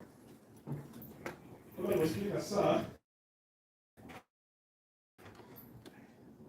having said that, and I want everybody, including CPA George, CPA Mother, my other committee members, the Public Account and Investment Account, where we co-opted those two fellows I mentioned, those two honorable members, honorable, my neighbor Ramek was co-opted, honorable Priscilla, honorable Tegada, honorable Machumba. Make your point, Honorable. Honorable Speaker, what I'm saying is not to be honest. Of course, it's going to be judge me wrong or right. The matter here, as it is said, if you keep the animals, if you are a dog keeper, if your dog fights a person who is passing, you go for the dog. Honorable Speaker, what is here is a matter that the government is losing money. The money is not put into proper uses. Honorable Speaker, as much as we are saying the governor is wrong or right, everybody admits. In a while ago, I was in Senate. And if you go to Senate, ASA, we all admitted, those who were in Senate, that there was a mistake and we were turned back. And even myself, I defended the governor, knowing that he was wrong. Mr. Speaker, all of these honorable members from the CEC here, they have come before this honorable house under my committee, and we have discussed it's a serious problem, a serious challenge on implementation and the use of money. Anybody? Honorable members, let's limit ourselves to the allegations raised. If you make a contribution, you stick to what has been raised. I'm saying, aside from conclude, that if things have changed and the things are all right, so be it. But found on the ground, the situation is the ground is different. Honorable Speaker, I want to say this as I claim the way you have to say it. That ordinarily there are mistakes committed. If anybody didn't speak that these mistakes should be assumed, be it so, but let not touch dignity or sin be found in me. Thank you, Mr. Speaker. I say that I will support that we need to make a correction and asking if I will be around church, then allowing another superior church or another person to imitate will not be wrong. I say, if governor, I did this one mistake, you did as not done mistakes, the governor can get another fair here elsewhere. Thank you. Point of order, Mr. Speaker. Which standing order, Honorable Nyaribo.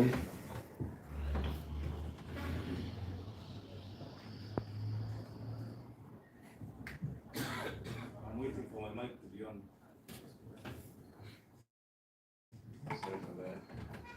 Thank you, Mr. Speaker, sir. Standing order number 105, grossly disorderly conduct. That is under section F. Standing order 105, part F, says that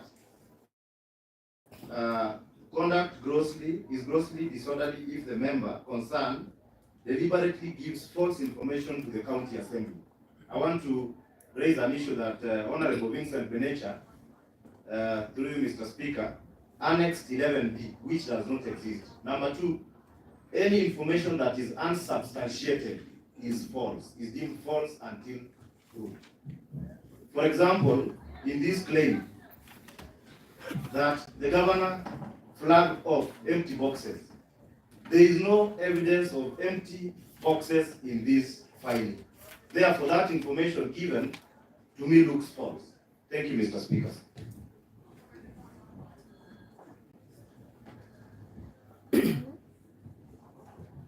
Honorable Lamek Square.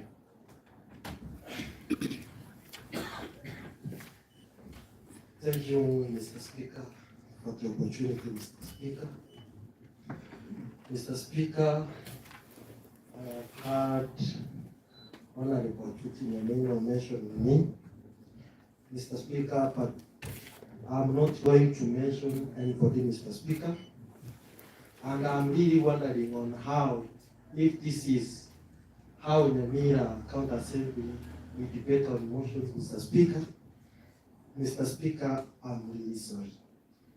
Mr. Speaker, a few philosophers like me, Mr. Speaker, in the philosophy, we define truth as justification and verification. That is how I'm dispensing knowledge in this honorable house, Mr. Speaker. Mr. Speaker, I'm really wondering, how can you prove that the pay slip is valid, Mr. Speaker? It must be authenticated, Mr. Speaker, sir. But in this motion, Mr. Speaker, what I'm seeing, Mr. Speaker, Honorable Abel just stated, Mr. Speaker, we need thorough induction, Mr. Speaker. Mr. Speaker, we need to understand the functions of the Public Service Board. We should also understand, we should revise our County Government Act, Mr. Speaker, sir, so that we understand the functions of the governor, the functions of the Public Service Board, because what I'm seeing here, Mr. Speaker, there is no end truth in this document, Mr. Speaker, sir. Maybe, Mr. Speaker, we deal with this department, Mr. Speaker. Mr. Speaker, when we are saying that illegal recruitment, Mr. Speaker, how the governor comes in, Mr. Speaker, sir. We are really wondering, Mr. Speaker. And we are exposing, Mr. Speaker, our nakedness to the world, Mr. Speaker, that we don't know what is going on in this honorable house, Mr. Speaker. Mr. Speaker, we are diminishing our names, Mr. Speaker, that we don't understand our roles as MCAs, Mr. Speaker, sir. Mr. Speaker, I'm just requesting, because when we are talking more, Mr. Speaker, we are just exposing who we are, Mr. Speaker. Just ask the question, Mr. Speaker, and we go direct to voting, Mr. Speaker. Thank you, Mr. Speaker. Honorable members, I want to refer you to standing order number 80 so that we can be guided properly. Number one, no member shall speak more than once to a question, except in committee of the whole county assembly. We are not in a committee of the whole county assembly. So, honorable members, restrict yourself to a one-time opportunity to state your case. Thank you. What's your point of order, Honorable Chochabuga? And which order is that? Thank you, Honorable Speaker. Looking at, Honorable Speaker, at the mood of the House, and Which order? I'm standing, Honorable Speaker, on standing order number 67. Honorable Speaker, before I read it, looking at the mood of the House, Honorable Speaker, and the fact that you have made the ruling understanding order 8, Honorable Speaker, I request, Honorable Speaker, I hereby request that you put a question so that members can vote understanding order. Can you read us this? Thank you, Honorable Speaker. I'm reading standing order 67, subsection 3. Read it. Notwithstanding paragraph 2 above, the Speaker may, in exceptional circumstances, on a request per member, allow the voting be done through secret ballot.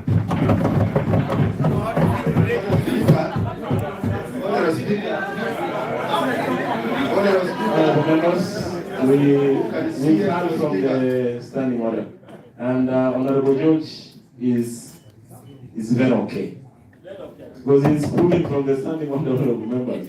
So we should also read and join him and critique whatever he's putting up. Thank you, Honorable Speaker, for protecting me. And Honorable Speaker, protect me, Honorable Speaker, from the Honorable. Let Honorable George dispense his idea. Honorable George, thank you. You have a minute.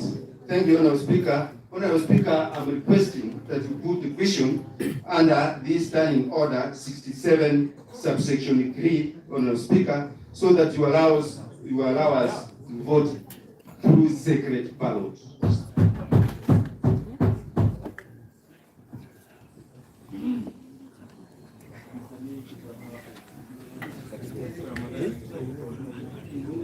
Thank you. That's your request. And the Speaker is giving a ruling on the same. Honorable Speaker was there is a mic that was Honorable Josiah Mangela.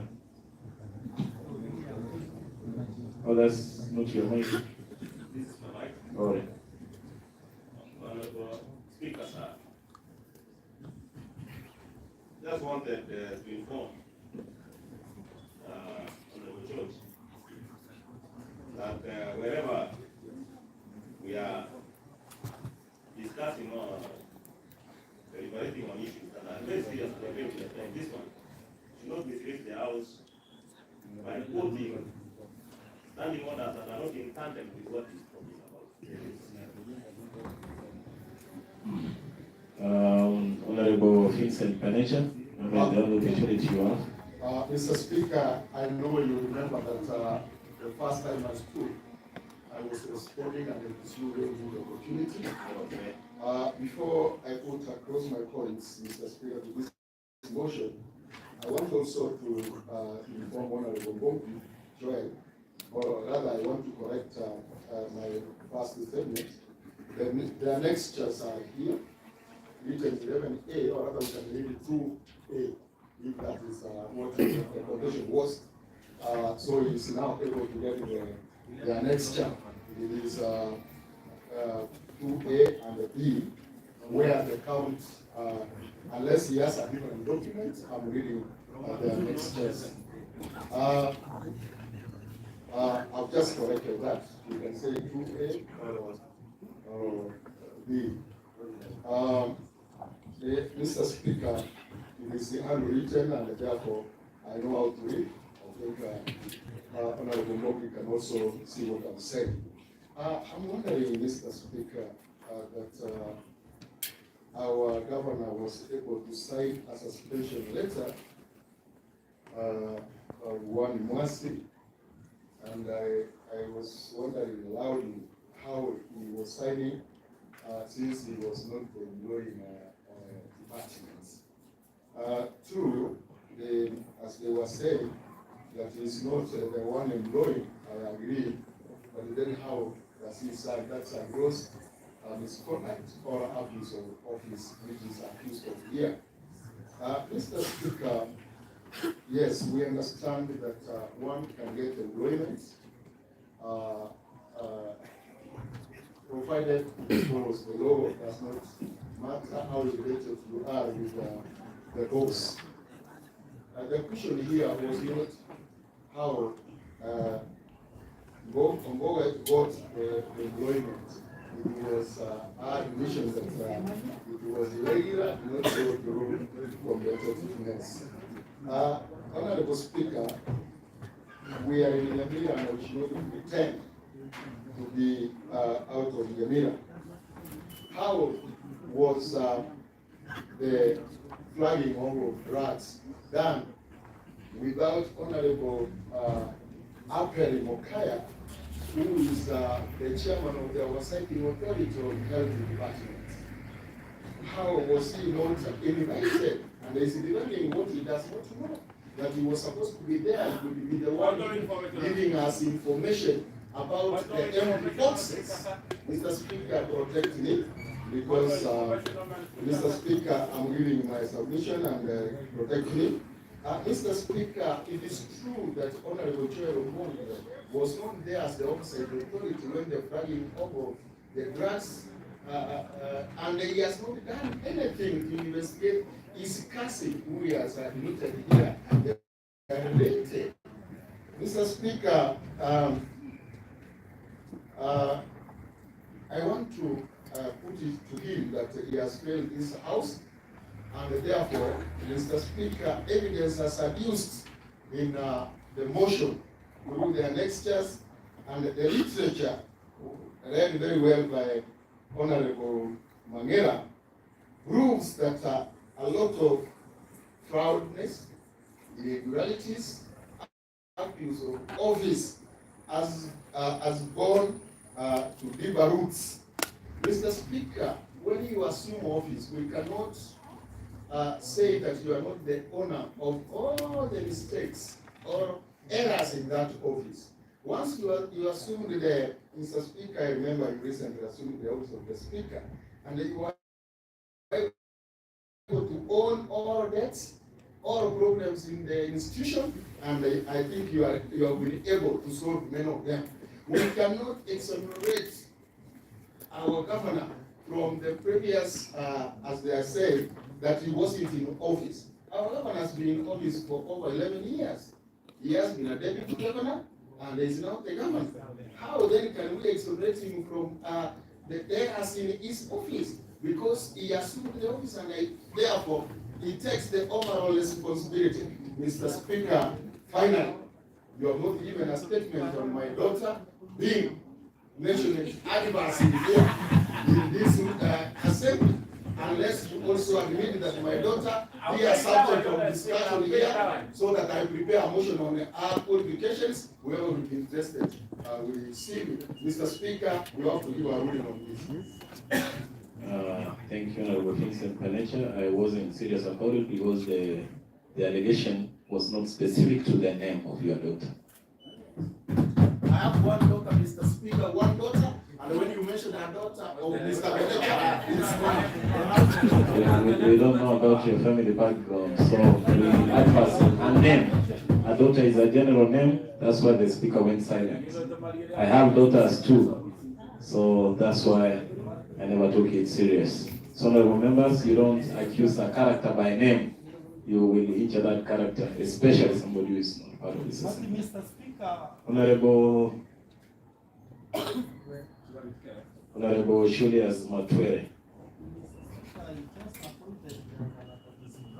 Mr. Speaker, I want to thank you for giving me this opportunity to contribute to this very important motion. And it's only surprising that members, honorable members, are trivializing this debate. This is an important debate. A motion that has followed all the procedures, has been tabled, is being discussed, should be given. It is due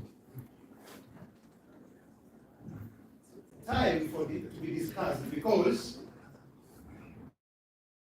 we are here as members of the county assembly who are in charge with the responsibility of oversight. Once issues of oversight are mentioned, our ears become alert. Mr. Speaker, we are charged with the responsibility of representation and legislation. Therefore, I want to say the motion before us is important, and members should be given time. Members should be listened to so that they give their views. Mr. Speaker, I'm surprised that family members are being brought into this issue. Mr.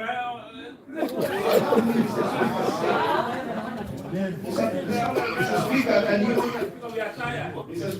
can you protect me? The schedule of this assembly is until 6:30, and exactly at 6 we can leave up to 10 at night by request. Mr. Speaker, so we have the luxury of time for every honorable member to give their views. Mr. Speaker, I may not be very good at shouting. And Honorable Appel, be orderly. Otherwise, the sergeant at arms will get a job to do. Thank you. Mr. Speaker, I may not be too good at shouting, but I have a point to put across concerning this important debate. We are here to prove or disapprove that this motion is true or not true, so that once we go to the public, we can be able to be judged. We cannot just laugh and shout and heckle each other as if that is the prime purpose why we were elected. Allow me, Mr. Speaker, to say the document, or rather the motion, is full of evidence on cases of those of use of public money. The motion is full of evidence of illegal payment of huge sums of money to personalities.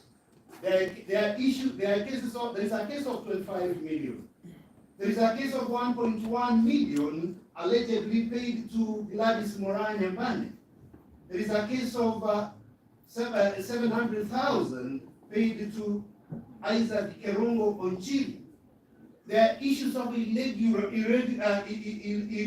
recruitment and so forth and so forth. Our issue here, Mr. Speaker, is that the public should be made to know whether this is true or false. I therefore stand here, Mr. Speaker, to say that this document needs to be closely examined so that we can be able to move ahead, both as a House, and I stand here to say, Mr. Speaker, we are all grown-ups. We all went out there to look for votes. We were elected on the platform of ensuring that Nyamira funds will be properly utilized for development. So when members stand and say there is no debate here, then it means we are not being honest. Mr. Speaker, I stand to be counted and want to say, let us not see this as a very useless motion.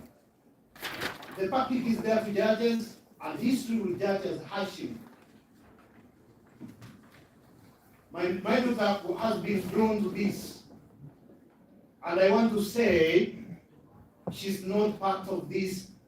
I have not seen her being mentioned anywhere here in this motion, nor has she been annexed as part of the evidence to this. So can you please leave our families peaceful wherever they are?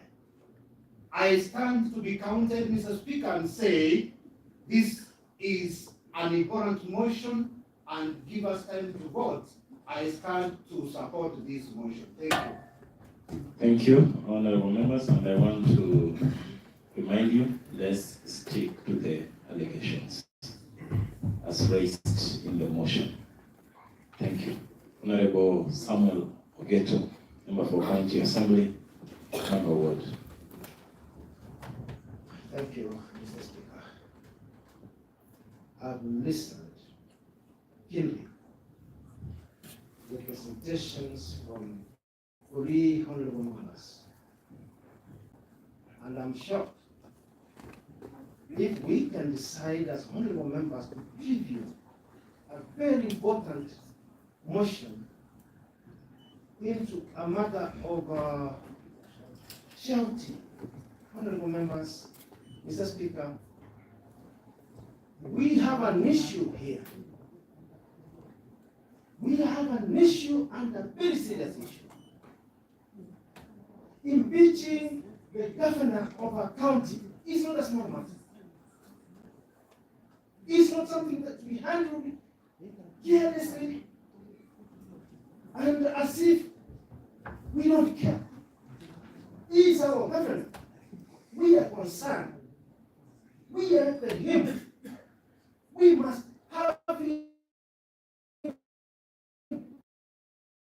accountable to this table. I'm worried.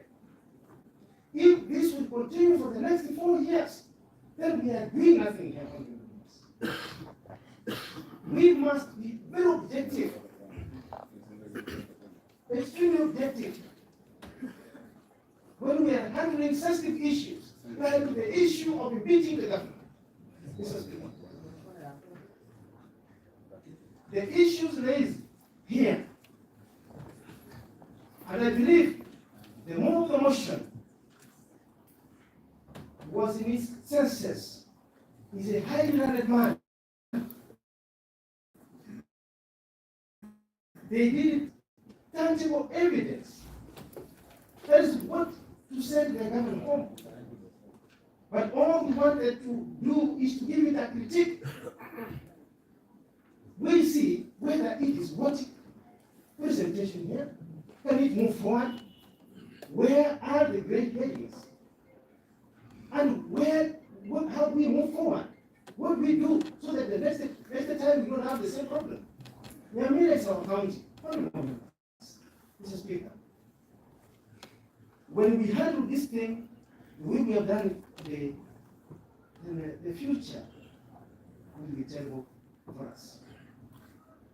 I'm so much worried, particularly when I look at the way you handled the issue of an officer by the name of Purity, who is in job N, and she admitted here in this house that she's in job N, and this is having very senior officers under her in job group few. You and this is serious. Don't take it lightly, Thomas. We have to respect the law. Honorable members, I came here from Manga, and the people who elected me, they want to see development. All they want to see are good roads. All they want to see water, schools. Honorable members, now when we look at the development fault, it is only 22%. This is serious. Mr. Speaker, this is an issue that has been raised here. Members, you all have your time.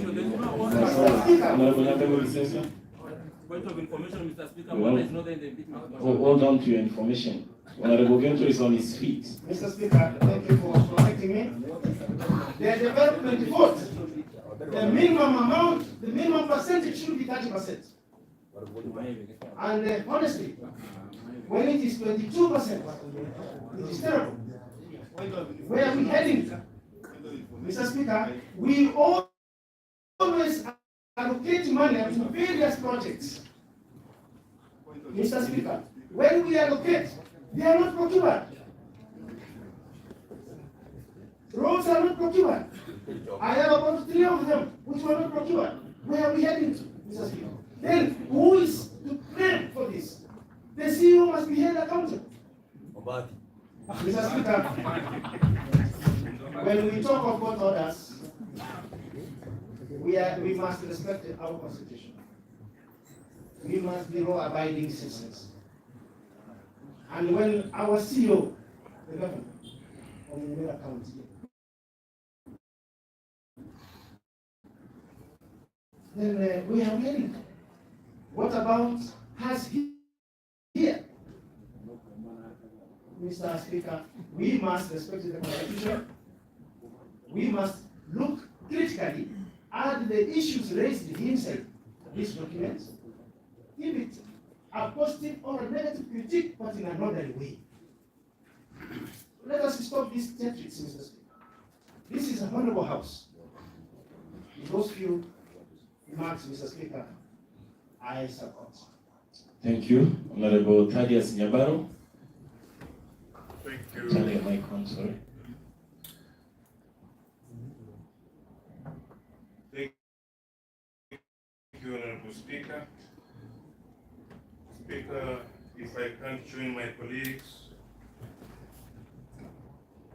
in debating in this motion, Mr. Speaker, history will judge me harshly. Mr. Speaker, I thank God for granting me good health and a chance to represent my people in this honorable house, Mr. Speaker. But it is very unfortunate that this motion has come in a time when I have reformed and have a position in this house. Mr. Speaker, when I say I have been reformed from political, but that one does not protect me or hinder me from saying the truth. Mr. Speaker, I want to go into record, Mr. Speaker, and say today you may shout the loudest. Tomorrow you will be walking in the streets of Nyamira, and the same person will not grant you access to his. I've been here since 2013. I've seen MCAs protect a governor in the name of stomach. Most of them are suffering, Mr. Speaker, and these governors does not even need them around their offices. It is today you decide, you go home with a curse, and you will be walking in the streets of Nyamira and your village, your buttocks out, meaning your trousers will be teared, not because of anything, because you will be sitting at home, swinging on your chair to the left, to the right, to the front, and there is nobody who will come for your aid. Mr. Speaker, in the issue of drugs, Mr. Speaker, who doesn't know that our people in Nyamira are suffering? No, not one health facility that has essential drugs, Mr. Speaker. If the essential drugs appear, they will appear only in one day. The following day you will see nothing. That's where our grandmothers are. That's where our sisters are, who doesn't have an opportunity to sit in this house. That's where our in-laws are, who doesn't have an opportunity to represent themselves here. Mr. Speaker, it is a fact that there is no drugs. So the issue of drugs, Mr. Speaker, for me, I say it's true. Mr. Speaker, who doesn't know in this county that there is a lot of irregular appointments, irregular promotions, and the governor himself has been in record, has been in the radio requesting for human resource audits, and we have some reports, Mr. Speaker. Instead of rectifying, it's adding more problems, Mr. Speaker. Who doesn't know that the lady in question that holds a position in the finance department now she is a superior. She is Miss Say It All, directly answerable to the boss, that is the governor. Mr. Speaker, it's only today I may sound not pleasing anybody, but Mr. Speaker, for the sake of my children, for the sake of the pipe I carried on that side, I stand to be counted. Mr. Speaker, I have got no personal vendetta. Mr. Speaker, I have overheard some people on the radio say even their hair will not be shaken. Mr. Speaker, but I'm sure some important organs of themselves have been shaken as well. Mr. Speaker, this annex that are here, Mr. Speaker, we never forged any document from anywhere. When I peruse this document, I see serious issues raised, Mr. Speaker. Today, I stand here as a representative of the people of Ekerenyo Ward, saying that there is a gap in the leadership of Nyamira County. Mr. Speaker,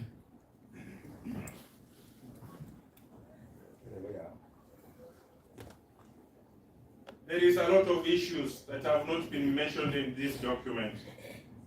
It is because we never wanted to appear that we have some personal vendetta. But Mr. Speaker, even the issue of recruitment and the seeking for secondment from the national government, where in history does the governor request in writing and specifies the name of the officer that he needs. That's how issues of fraud are orchestrated, Mr. Speaker. Somebody organizes himself from the ground to the base to the apex, Mr. Speaker. Mr. Speaker, it's only in Nyamira, even an ECD teacher has not been given attention, Mr. Speaker. And these development issues, when we raise one, they cut across. And our emotions raised because that it's not because we hate the governor. It is because we love our people who have been electing us and who have trust in us. Mr. Speaker, for this one,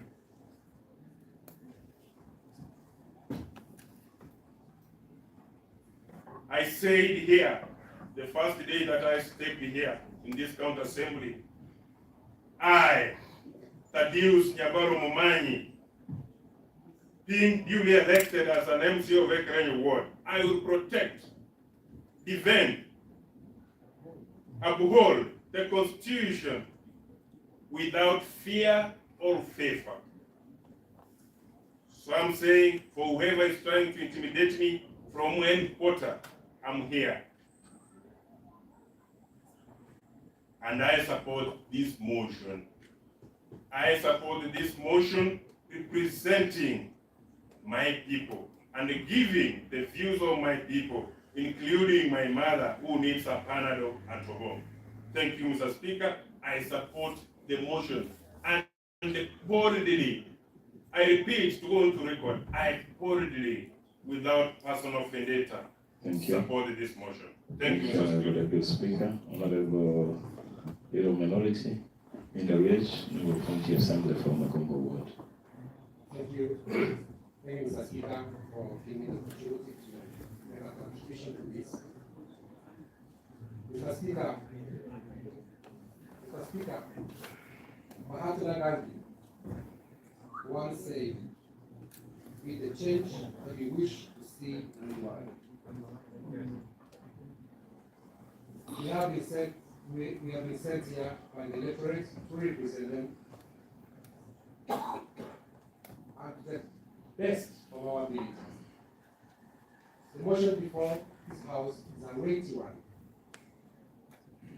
and I want to be counted as one of those people who support this motion.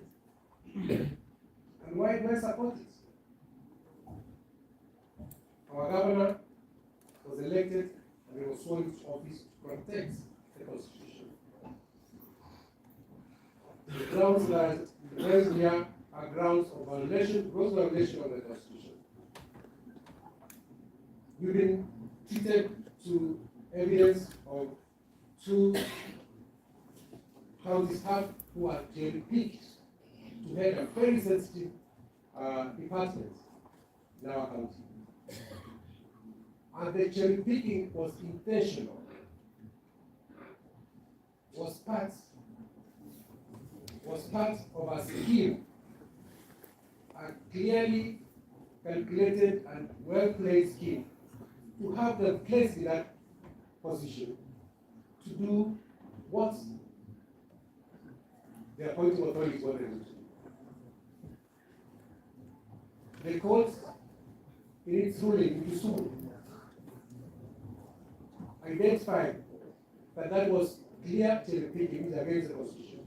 And as I said earlier, what is given to us is not owned by the governor, so we cannot say that we subject to talk about this, because we are yet to make a ruling on that. The people who are placed in particular places, the payroll, and help the system to siphon management or development of this county must be brought to. Whether today, whether tomorrow, even after our generation, we must stand to protect the resources of this country, of this great county. It's a pity that out of the projects I was given 15 million in my ward, one project to 1.7 million was there. Where is the other money? When we ask that, we are labeled as people who are against the government. We are not. In fact, we are assisting. What are the consequences of failure to disobey a court order?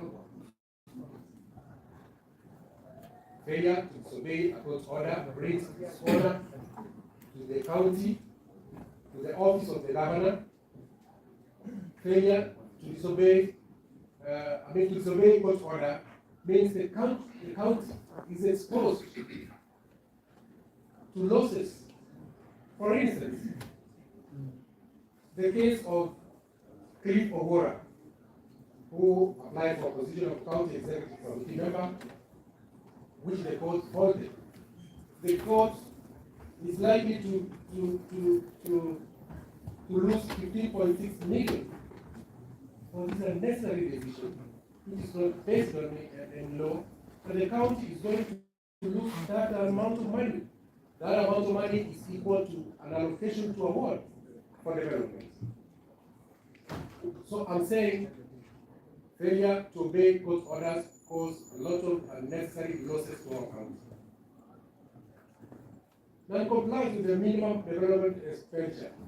We are supposed to have at least 30% of our county monies going to development. Right now, we are 22% or even less.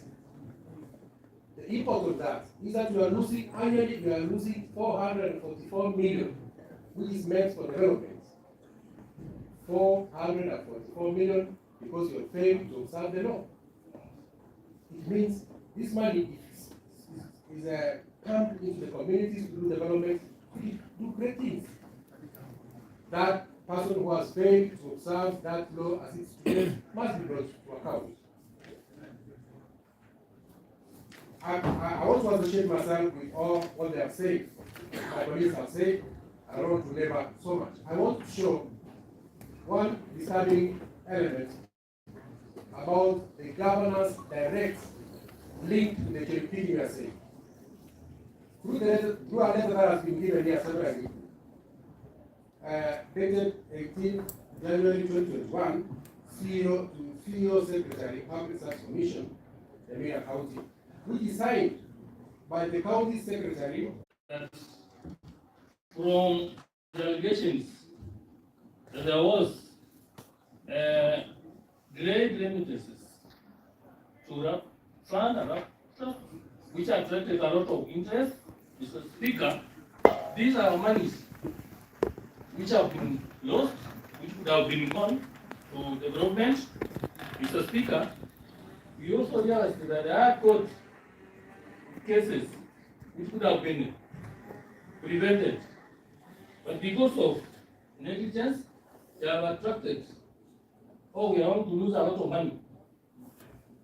So, Mr. Speaker, my people from Nyamira and I want to support the motion. Thank you. Thank you, Honorable Doris, and finally, Honorable Josiah. All right, Honorable Doris.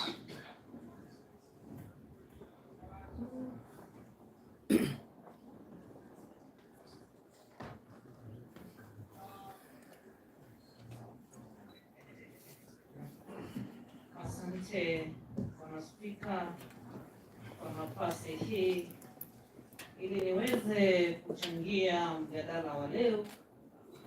Nataka kusema kwamba macho na moyo wangu wote umevutiwa katika ukurasa wa 13 ambapo gavana wa jimbo la Nyamira aliweza kuambia wananchi watukufu wa jimbo la Nyamira kwamba kuna dawa, ili hali ikaja ikagunduliwa kwamba mle ndani kwa mabox kulikuwa ni oxygen. Na hayo si maneno yangu, ila aliyasema yeye mwenyewe, aliyanena mbele ya kamati ya seneti kwamba alidanganywa na akapata kwamba ni oxygen. Na mkijua kwamba kuna akina Kwamboka ambao ni dada zetu au nyanya zetu au akina mama kule mashinani ambao hawana hata shilingi 10 ya kuweza kununua Panadol. Hilo ni jambo ambalo tunastahili kulizingatia na kulizungumzia kwa kina, kwa sababu jimbo ambalo halina dawa ni jimbo ambalo limeweza kuugua ugonjwa ambao hauna tiba, ambao umeshinda ukimwi au ugonjwa wa COVID. Kwa hivyo Ukurasa huu wa 13 ndivyo ulioponipa moyo mimi kama mheshimiwa mteule ambaye anawakilisha akina mama katika chama cha UDA, ili niweze kusimama nao na kuwa kinywa chao, ili waweze pia kujua kwamba wanastahili kupata afya ama dawa, ili afya zao ziweze kuwa bora na waweze kujipatia riziki kule mashinani. Pia nilifutiwa sana katika ukurasa wa 18 kule ambapo gavana mtukufu amewekewa kwamba yeye anajali watu wa ukoo. Sisi tujuavyo kwamba ikiwa hauna mtu ambaye ako mstari wa mbele ambao ni Mungu wako, na tuna ndugu zetu na kina kaka zetu ambao wamesoma, waonani atawapigania ili waweze kupata hizo kazi. Kwa hivyo kila ambacho Bwana Spika, mimi nasema kama Mheshimiwa Doris kwamba Madam Purity Moranya Mboga alikiri mbele ya kamati kwamba aliteuliwa na gavana mwenyewe ili aweze kusimamia kitengo hicho. Kwa hivyo tunaposema kwamba mjadala huu ni mjadala ambao ni gushi au mjadala ambao una maana, mimi mwenyewe najionea huruma na naonea huruma jimbo la Nyamira. Kwa hivyo mimi kama Doris naunga mjadala huu mkono kwa sababu hizo mbili ambazo nimepeana, mimi kama Doris naunga mkono. Thank you.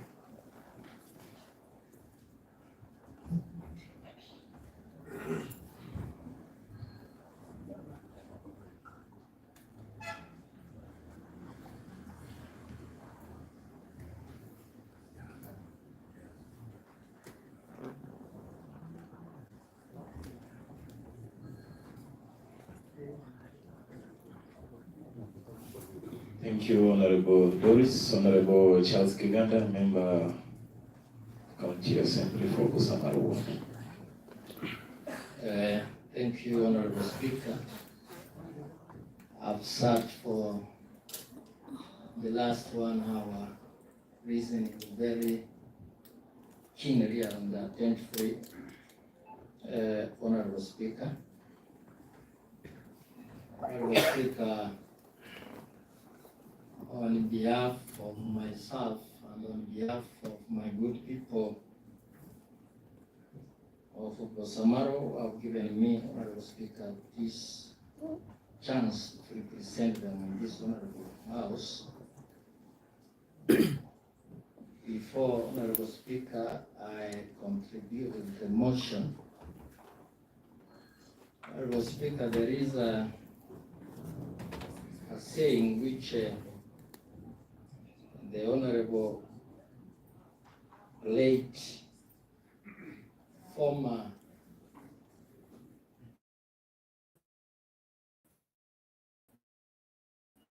Vice President, Honorable Speaker, who used to remind people that there comes a time. And I repeat that Honorable Speaker, there comes a time when a motion of such a magnitude will be dispensed. And we remain the same people, Honorable Speaker, the same honorable members in this honorable house. I'm seriously perturbed, Honorable Speaker, when a member stands and the echoing starts, then calling, and we stood in this honorable house. We raised the pipe that we protect the Constitution. In whichever way we are debating this motion, we will get one answer. And after finishing it, Honorable Speaker, when we assemble here on Thursday with the same people, and the motion being dispensed. I was touched, Honorable Speaker, by two sentiments which were raised by some honorable members, especially on the development expenditure, Honorable Speaker, where you get an honorable member saying that the projects which were initiated and started before the current governor became a governor should not be questioned. Honorable Speaker, if you are a man and you inherit a lady with children, you can't say these are your children and you are taking them to your own. Honorable Speaker, they remain to be your own five children. So I don't know, Honorable Speakers, Honorable Members, now we struggle with citing the projects which were initiated and started before the current governor became a governor. Honorable Speaker, I feel like shedding tears. Honorable Speaker, when we stand in this honorable house and we start protecting issues, Honorable Speaker, we are aware are not done correctly.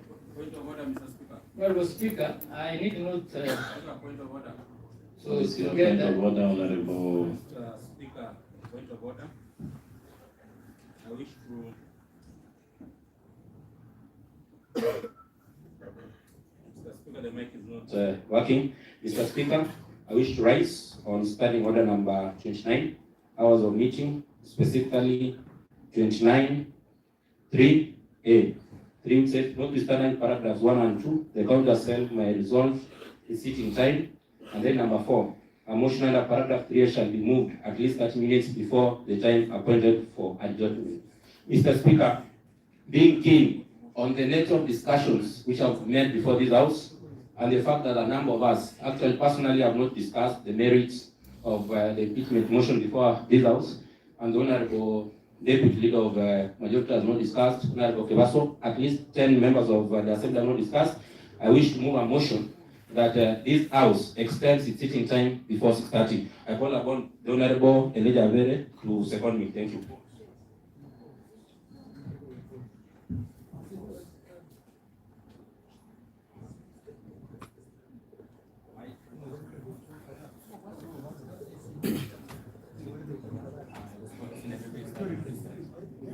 It's okay. It's granted. Honorable members, let's proceed. Any member can raise it. Thank you. Honorable Keganda, can you proceed? Point of inquiry, Honorable Speaker. What's your point of inquiry? Thank you, Mr. Speaker. I need to inquire. You have said it is procedural. Mr. Speaker, then we could have had a second and then debate because some of us may not be of the extension of time. It's at the discretion of the speaker. Thank you.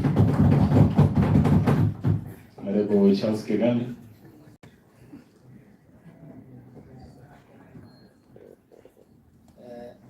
Honorable Speaker, sorry, there are orders which get a speaker out of the rates, but all in all, Honorable Speaker, I was saying, and I'm almost now resting my case that, Honorable Speaker, the entire count of Nyamira, is watching this honorable House, and above all, the entire country. Honorable Speaker, the sentiments and the entire, what is captured in the entire motion, Honorable Speaker, is very great, and we should not take it for granted. Honorable Speaker, I therefore support this motion 100%. Thank you.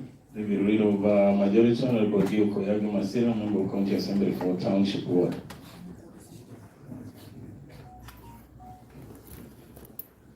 Thank you, Mr. Speaker. Mr. Speaker,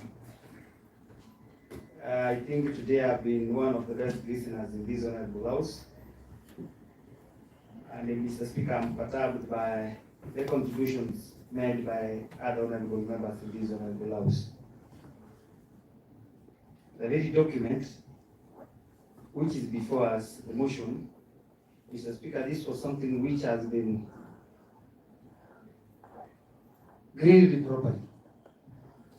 I heard one Honorable Lombongi saying that with the people who expunged some money meant for the headquarters of the county, not even knowing that as a chair then, who chaired the budget committee, that was done by request from the governor through the CEC Finance and the chief officer.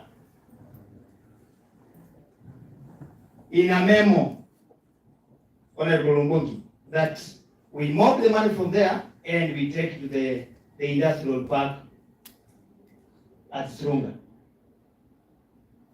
So sometimes I wish that we should argue with facts so that we don't even mislead our people that we read. Mr. Speaker, on behalf of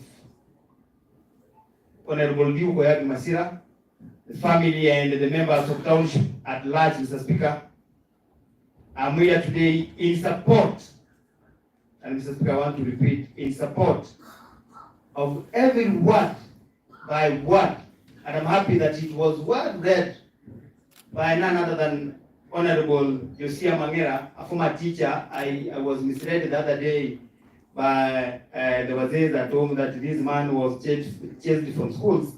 But when I followed well, I heard that wherever he went through, Mr. Speaker, almost all of the students that passed through his hands, everybody is in university and others are enjoying the works that which were applied in this great county of Nyamira, Mr. Speaker.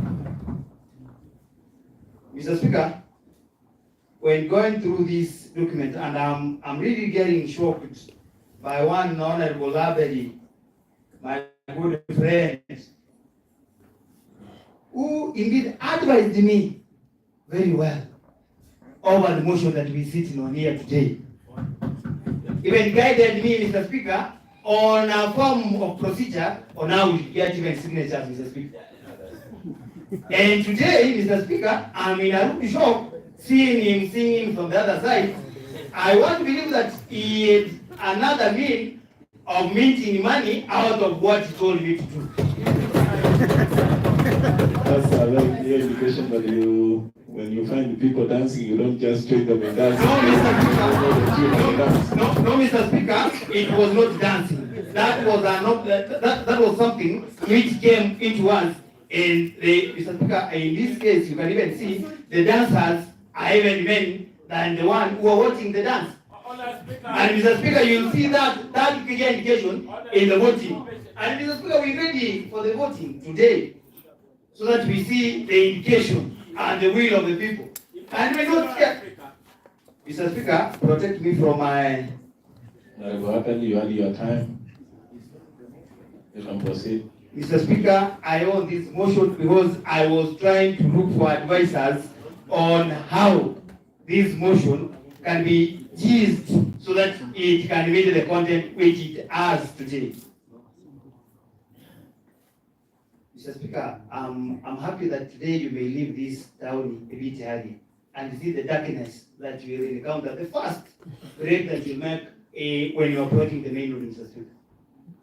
Same for the national government, the roads that we're using. Mr. Speaker, if you go around the headquarters of this great county of Nyamira, Mr. Speaker, you can't move around with that car of yours.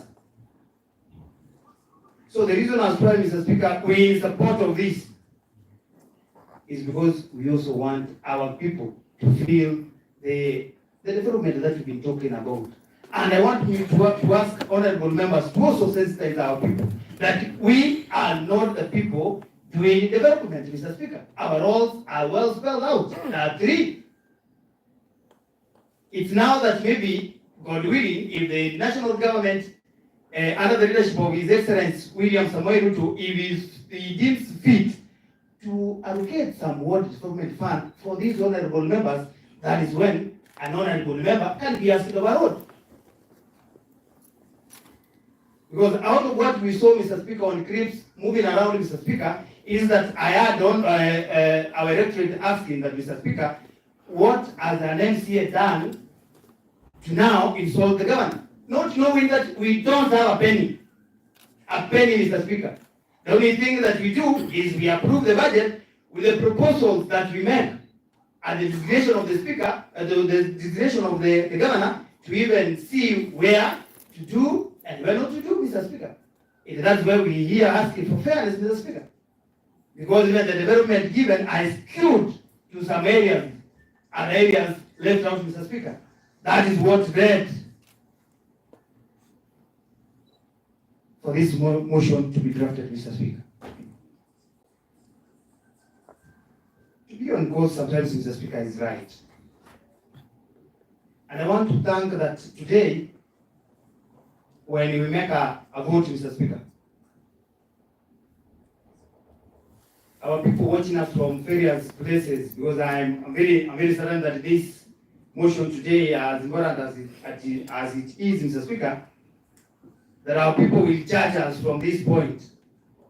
Some time back, Mr. Speaker, when voting was being done in the National Assembly, I saw a few of us castigating our members of Parliament, Mr. Speaker, not knowing that our time will come when we will be equally charged for what we'll do today to our great people of Nyamira, Mr. Speaker. Mr. Speaker, to finish with, the standing order, Mr. Speaker, and I'm a good student by virtue of the number of times that I've bounced back to this honorable house, Mr. Speaker. In my word, Mr. Speaker,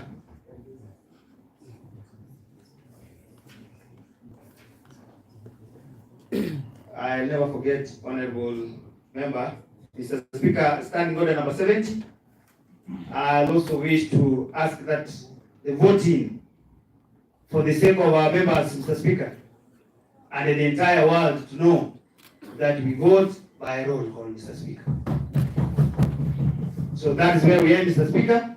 When it comes to that, division will guide, and then, Mr. Speaker, you rule on the majority, Mr. Speaker. Thank you, as I wish that may God allow us this motion to see the light of the day. Thank you, Mr. Speaker.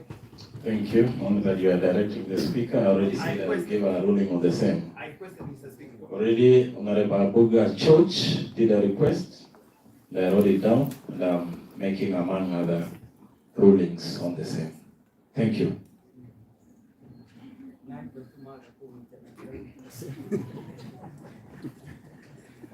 Thank you, honorable members.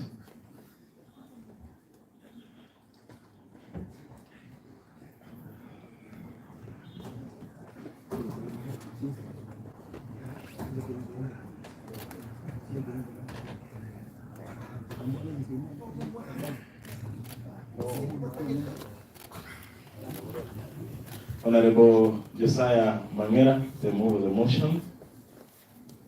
As our last one candidate to the motion you presented before the House.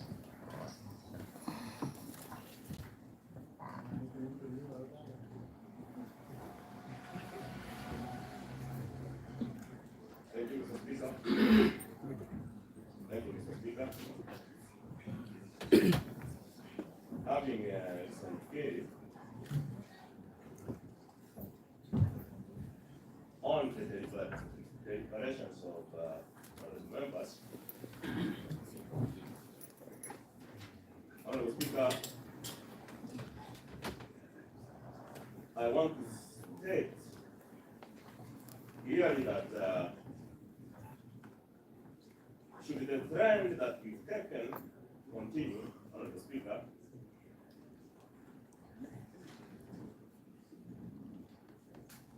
then our county has got a long way to go, Mr. Speaker. Mr. Speaker, it's quite important to note that, Mr. Speaker, that whenever we are talking of loss of monies, it translates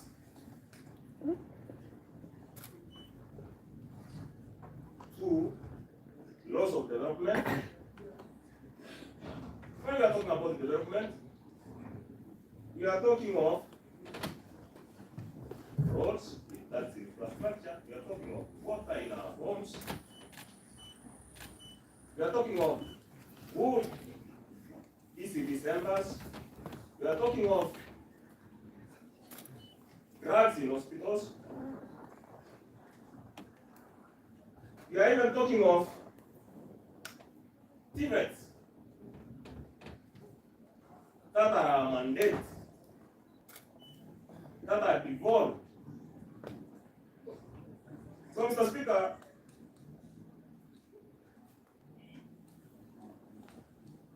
when we are talking about missing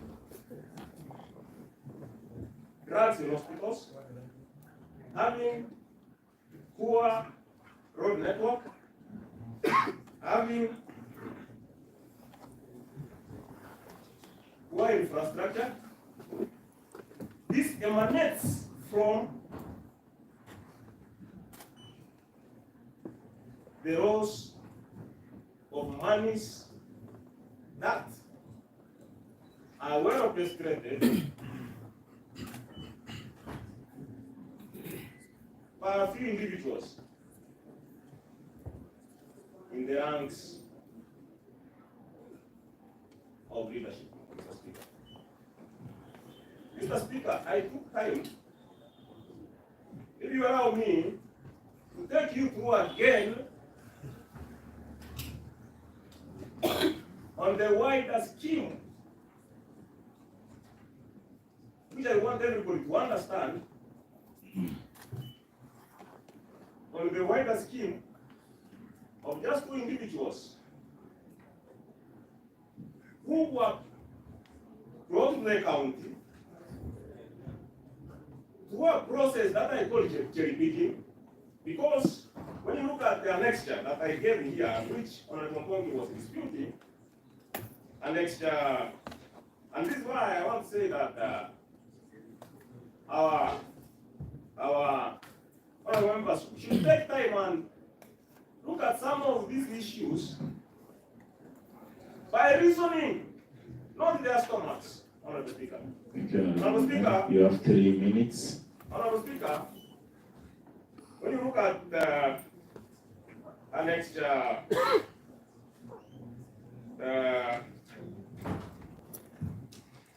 Roman 2A, and I'm looking at it, Honorable Speaker, and I want to read just the first line, which says, the county executive of Nyamira, the county executive of Nyamira has identified the two individuals now. Once they were identified, then they came down.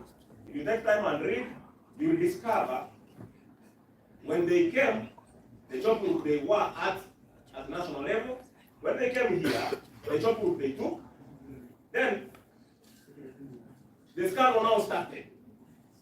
They were positioned in a situation where they could do all that was required them to do when they were called here. It was a network, it was a scandal. At the end of the day, somebody gets 25 million, somebody gets 1 million, somebody gets 700,000, and so on. The loss of these monies translate to all that I say. Honorable Speaker, when I was a teacher, we used to say, a school is the principal, and the principal is the school. This one calls for all, it all translates to taking responsibility at the end of the day. Taking responsibility at the end of the day. That our governor is the CEO of the county.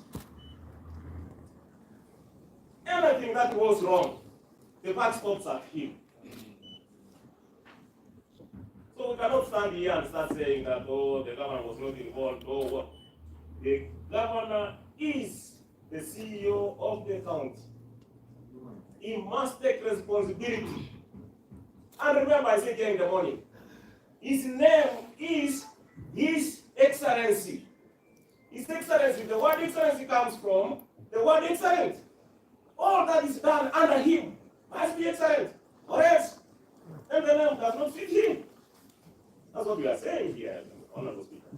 Honorable Speaker, in the interest of time, I want to thank every member who participated positively. I want to thank all those members who are sober in mind, who listened out, who took time to read the motion. Honorable Speaker, I want to thank the executive, those ones who are represented here. I want to thank the legal team which was here this morning for having taken their time. But at the same time, I want to thank the Speaker for taking your time and listening to us and guiding on the process of through, including when we had challenges previously on the small issues on how these things are done. Honorable Speaker, I want to thank our clerks who took their time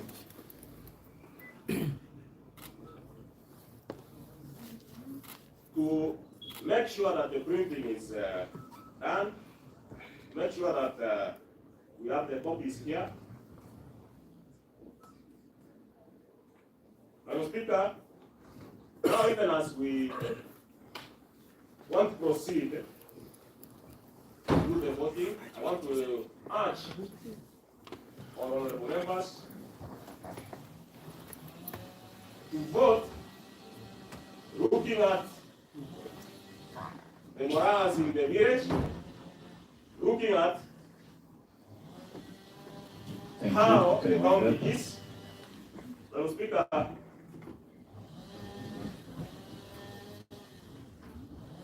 as I wind up, I want to encourage, particularly those ones who are elected by people who are looking at you to represent them and who are looking at you to oversight. Kindly, I want to watch you to vote using your conscience. Thank you, Mr. Speaker. Thank you, Honorable Josiah Mangera. Thank you, honorable members, and thank you everyone who have joined us in the process of this motion. I want to thank you for staying put, deliberating to the best of your knowledge. I want to thank every stakeholder who participated in the exercise of this kind. It's the first one for us, and we have learned along the way. And I want to appreciate the resilience and the commitment. Your happy basket. That's so good. Can wait, there's a motion out there. There's a phone that is. Thank you. You had your mic on and your phone on. So. Remember, your gadgets should be.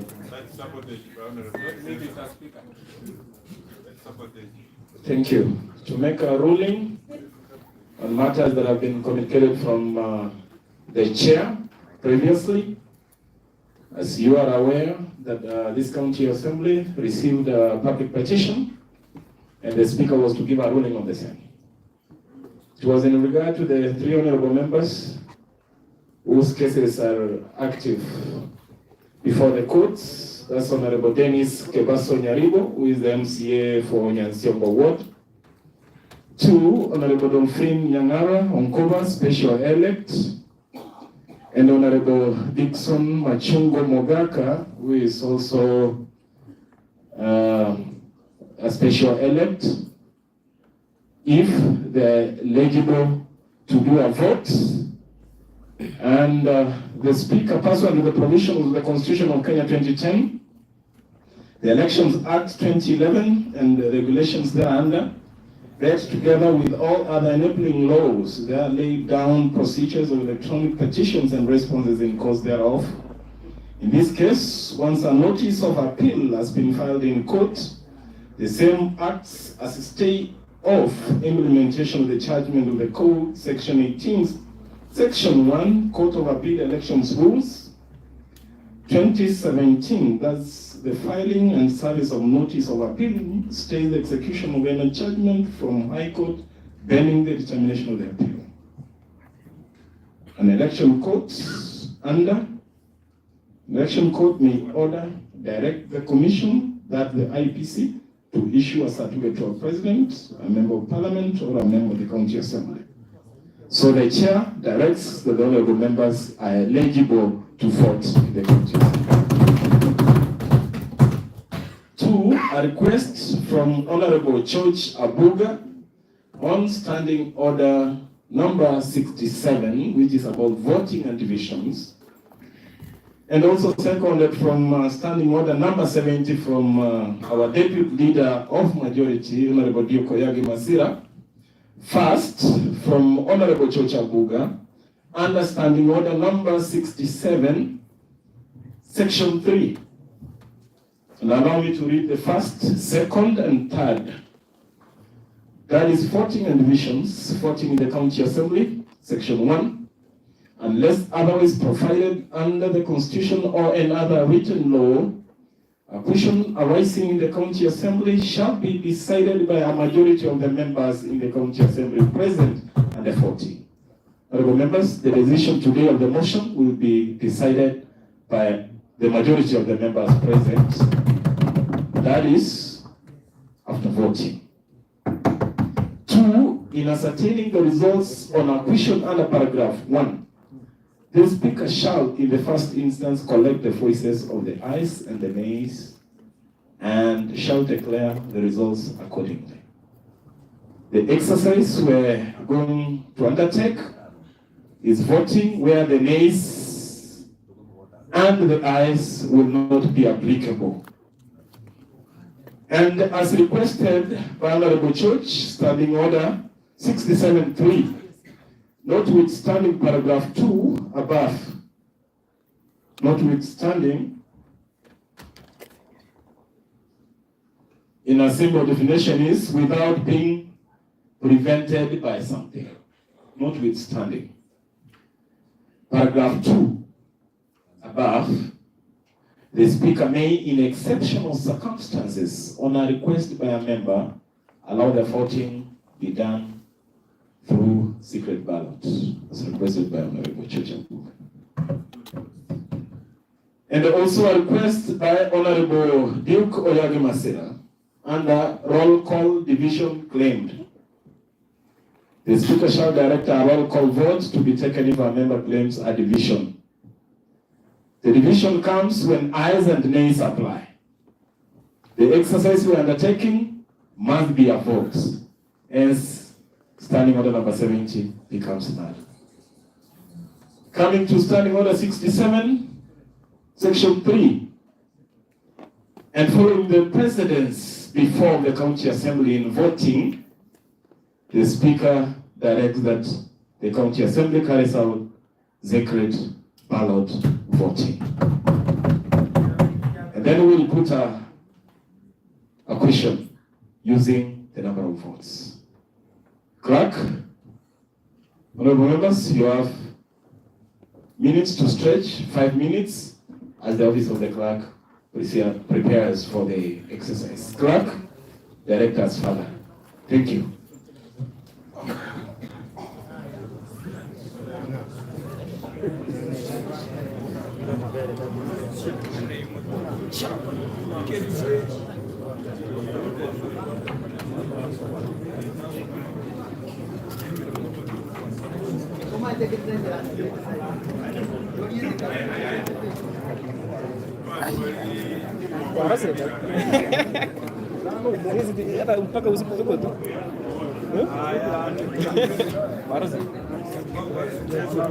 The office of the clerk is ready. Honorable members, you have less 5 minutes to stretch and be back seated.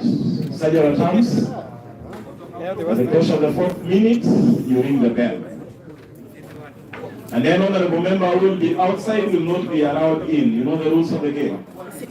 And as you go out, honorable members, we know it's an emotive issue. Don't come in with a weapon because the penalties as stipulated in our standing orders will be applicable.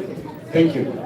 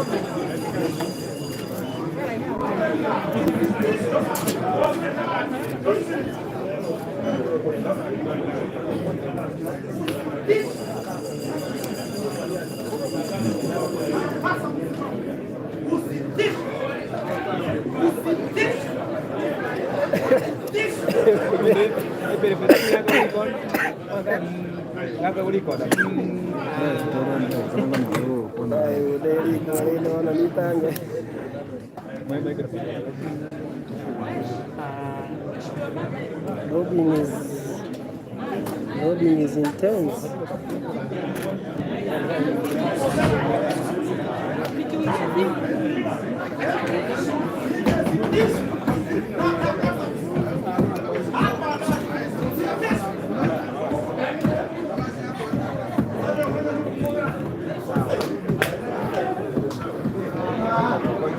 Honorable members, every honorable member, stay seated.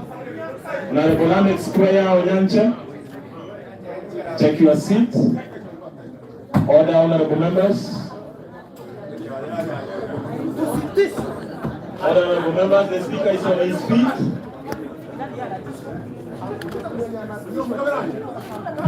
Honorable members, honorable deputy speaker, the speaker is on his feet.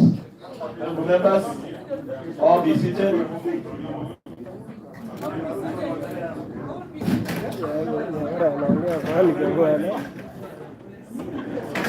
Honorable Charles Kidanda, Honorable Emmanuel Gisesa, Honorable Chuma Matunda, remain seated and maintain silence.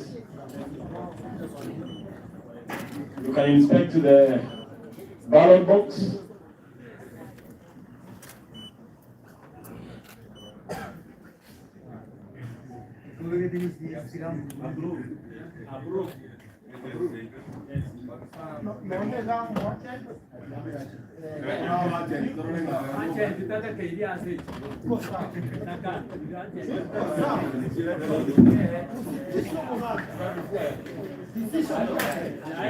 Ahora que Martín que pongan y yo como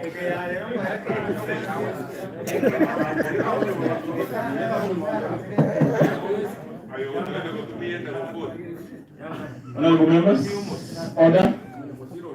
The ballot paper, Honorable Deputy Speaker, has 3 sections, and I want to take you through. County Government of Nyamira. Let me start with the title. Governor's Removal Ballot Paper. That's Government Impeachment, dated 3/10/2023, the ballot number. County Government of Nyamira, the County Assembly, that the paper, Governor's Removal from Office. Instructions to the voter. Number 1, mark the paper by placing a mark against the name of the Honorable Governor you wish to impeach. Make no other mark whatsoever on the paper. You only mark the box you are interested in. Number 3, fold the paper through the center from left to right so as to conceal your vote. Since it is secret, you are only allowed to confirm your votes. Nobody else, not even the speaker. Then put the ballot into the ballot box. Voters mark, alama ya kura, you can tick as long as it's within the box of your choice. And it reads, a motion for removal of the governor, His Excellency Nyaribo, from office of the county governor, Nyamira County, pursuant to 11A-PC of the Constitution of Kenya 2010, Section 33 of County Government Act 2012, and Nyamira County Assembly Standing Order number 62. Name of the governor is Excellency Nyaribo. You have 3 boxes: a yes box, a no box, and abstain. Yes are those ones supporting the motion to impeach the governor. If you support the motion that His Excellency Nyaribo should go home, you vote yes, meaning you are supporting the motion.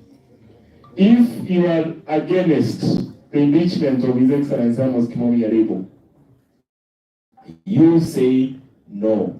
That means you reject the motion that is sending His Excellency Nyaribo. Thank you, and clerk, you can proceed with other proceedings. Thank you.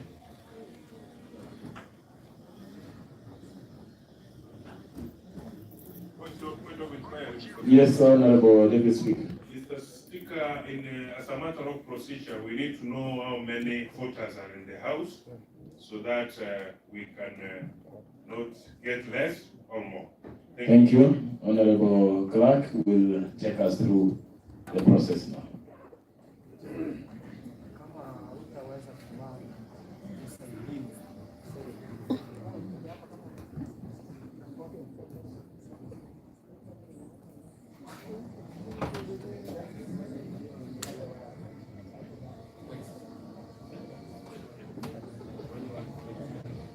And this will be the mode of declaring the results of the motion when we have done the counting of the votes and when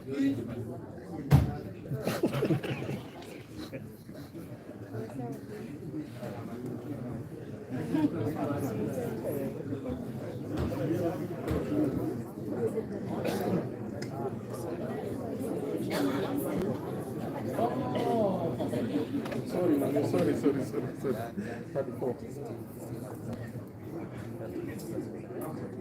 how many honorable members are present? We have 34 honorable members in the floor of the House. So if all of you vote, the threshold to confirm the motion, 2/3 should be 23 members should vote yes to carry the motion. Thank you, honorable members. We should the very best.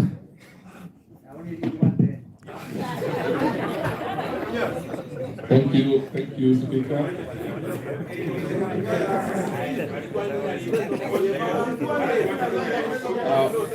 Our first voter shall be Honorable Gisesa, you must retain order. Yes. And don't confuse honorable members. Thank you. Honorable Mabera Alfayo Geresa. You also call him 001.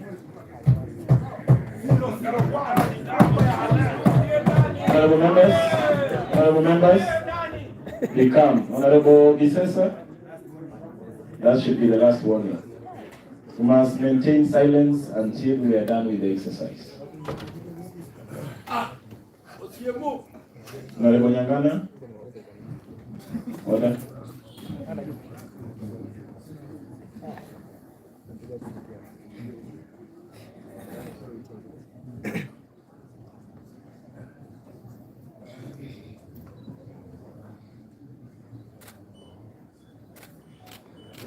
Thank you.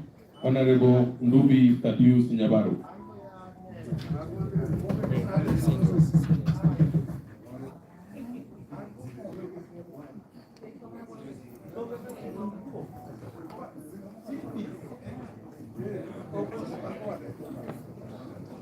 Abuga George Morara.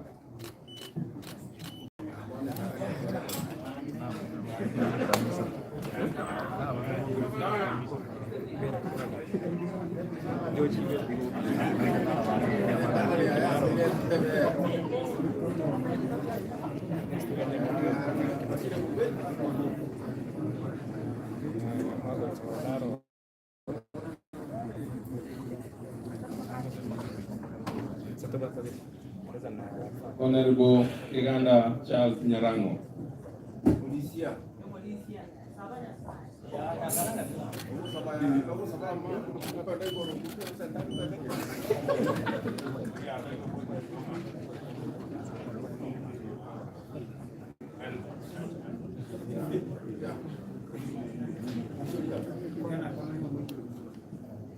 In the ballot booths, Honorable Kiganda. Honorable Masira Duke Oyagi.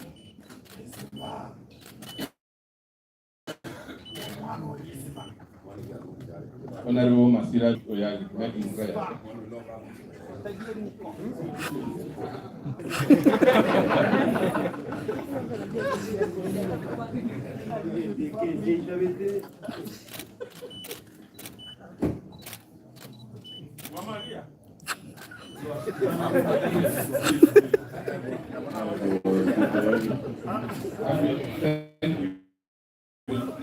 Honorable Mose Abel Mukaya. Give us our pen. All right, thank you. Thank you.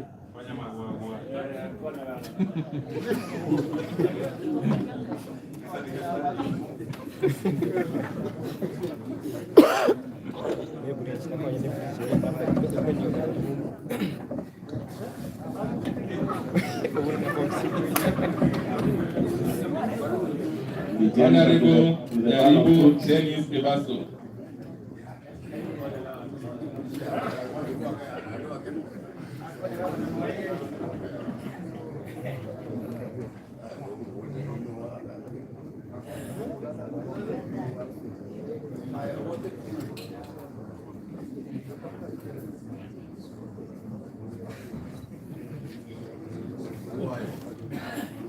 Honorable Nyachak James Matinga.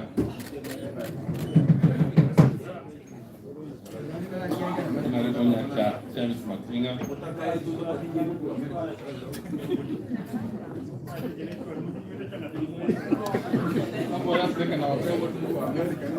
See in the booths. Make sure you cast your vote in the booths. Honorable. Use our booth or you are covering it. Thank you. Honorable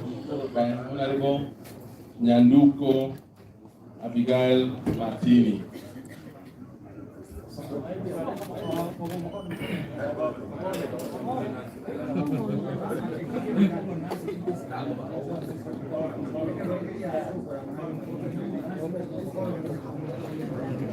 It's allowed in Honorable Martina Miguel, do you give consent for? That's our whole meeting. Honorable Luvi Nyamira.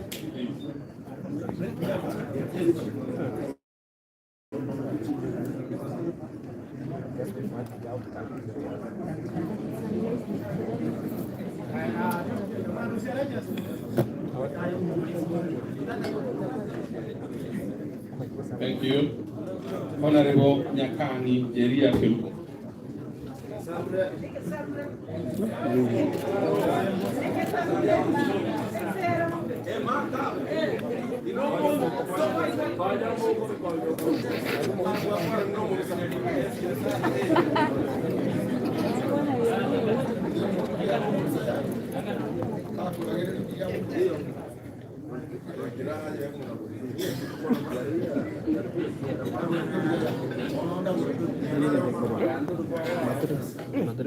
Thank you.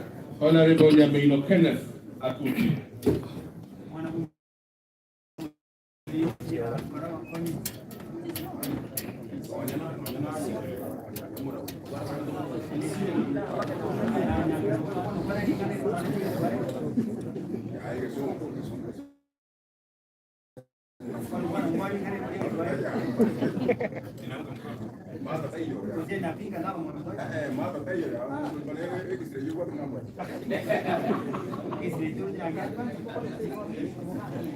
All right.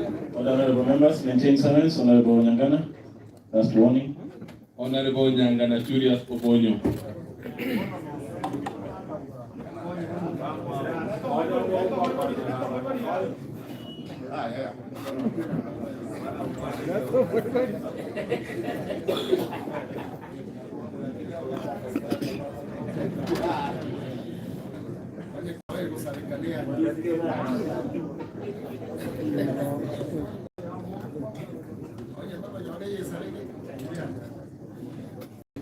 Honorable Speaker, that one will be counted spoiled fault. Yes. He's What taking is a happening, He's taking a photo. He's taking a photo. You are not supposed to take a Yes. photo. That's a spoiled fault. It's not supposed to be done.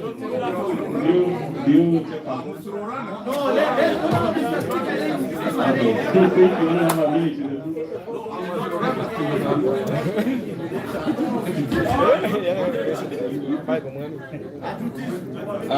Thank you.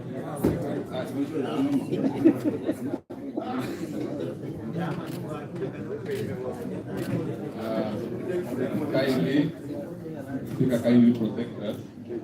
Honorable Peneja Thomas Innocent.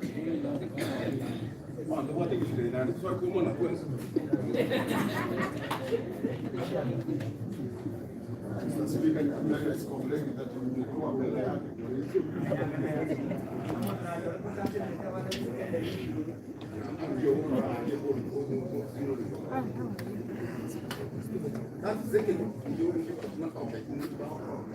Thank you, Honorable Professor Emmanuel Nambega. You had a last warning.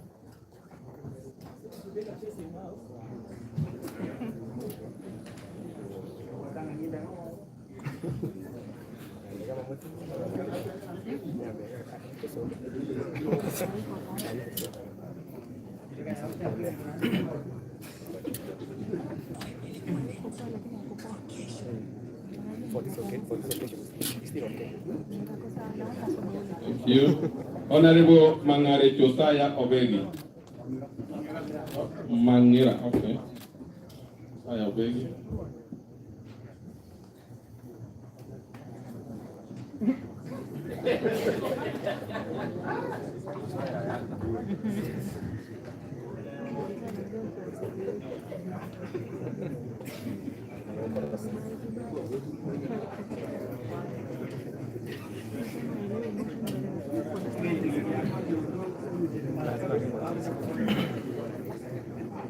Honorable Matuere Julius Kimomi.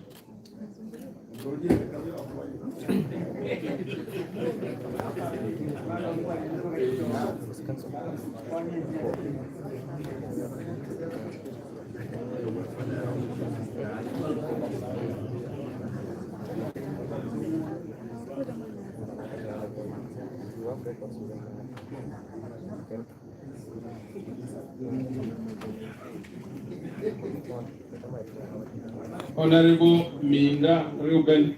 Yes.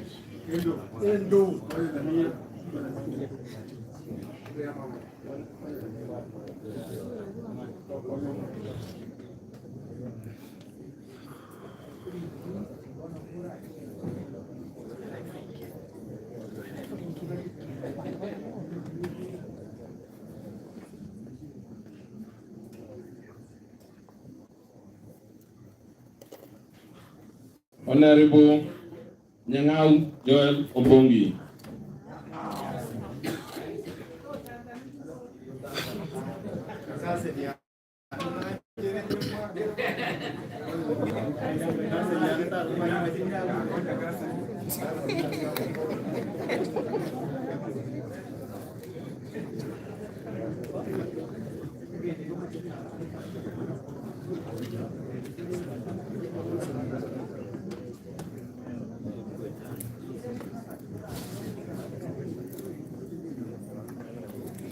Thank you.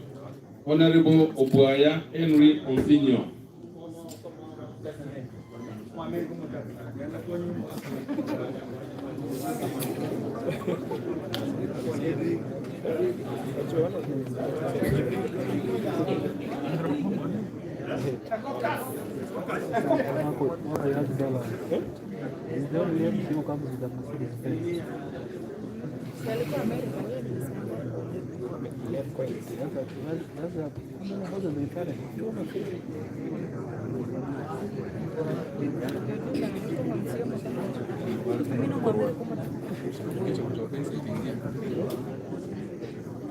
Honorable Ogeto Samuel Gichana.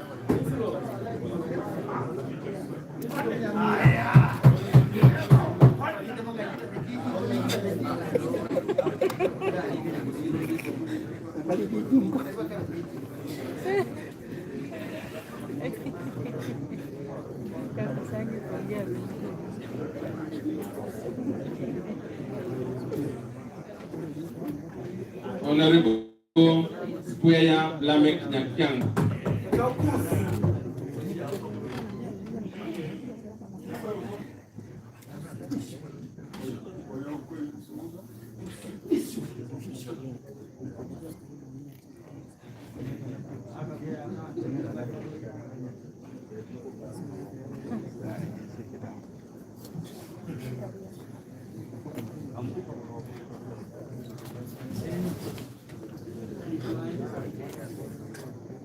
See the ballot votes. Attention, please.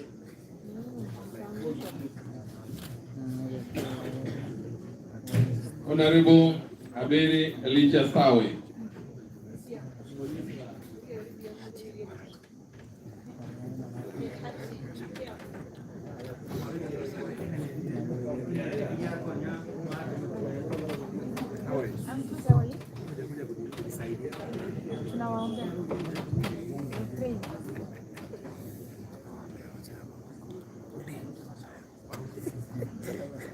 Honorable Abinga Tosbia.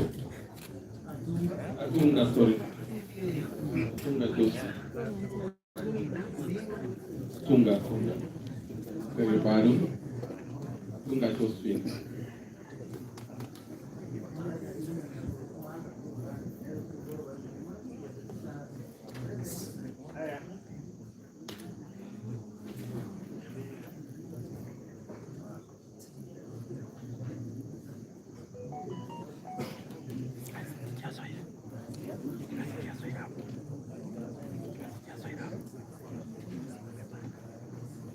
Honorable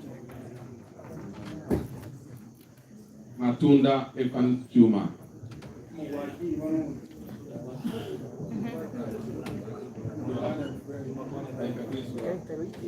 Please, thank you.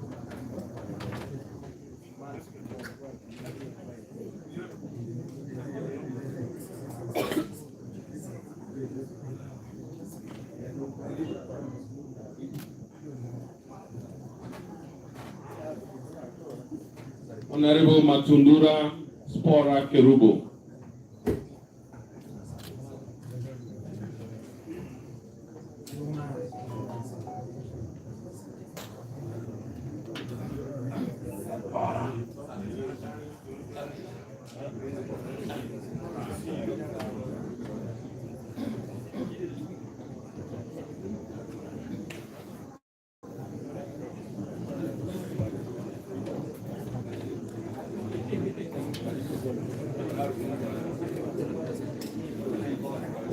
Honorable Marwa Martha Erugo.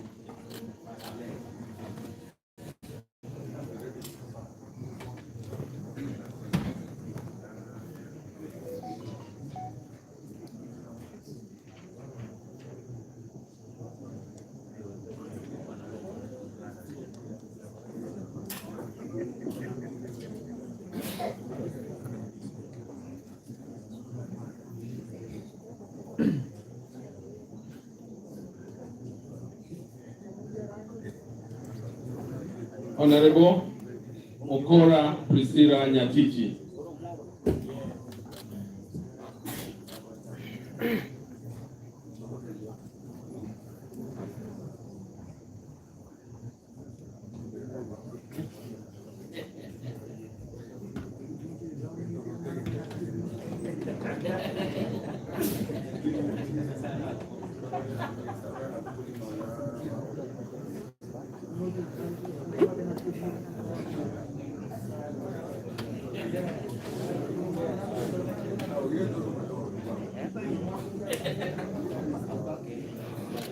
Honorable Mosiere Lydia Nyaboke.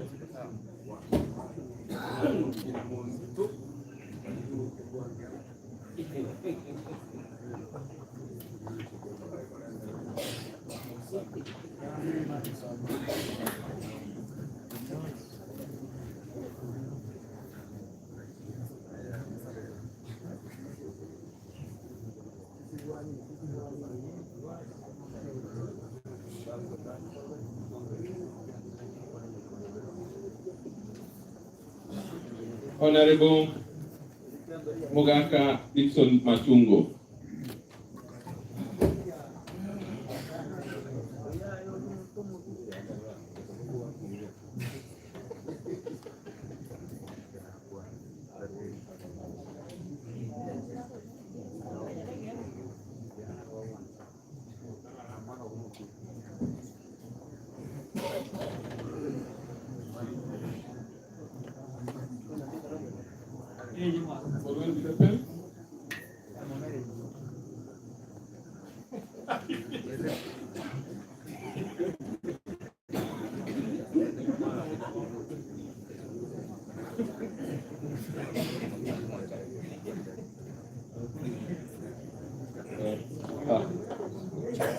Thank you, Honorable Nyakundi Chenrose Nafla.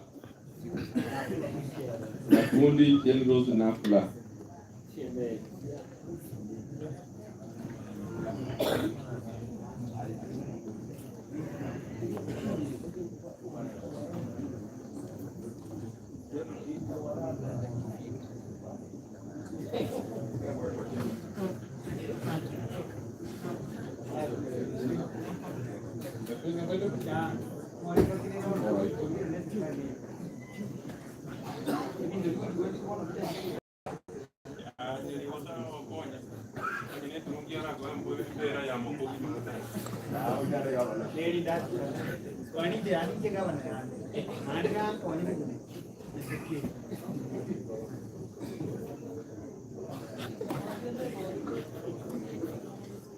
Thank you. Honorable Nyamanga Doris Magoma.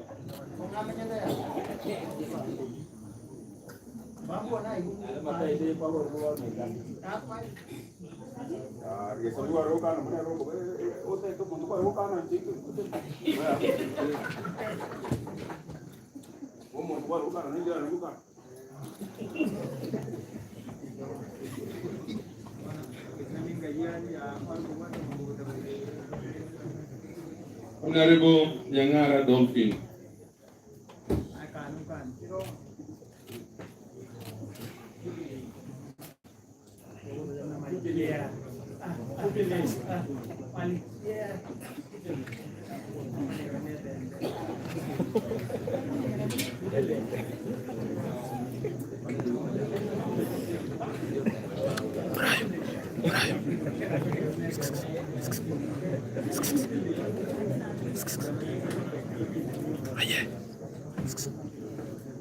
Honorable Obara Edina Mura.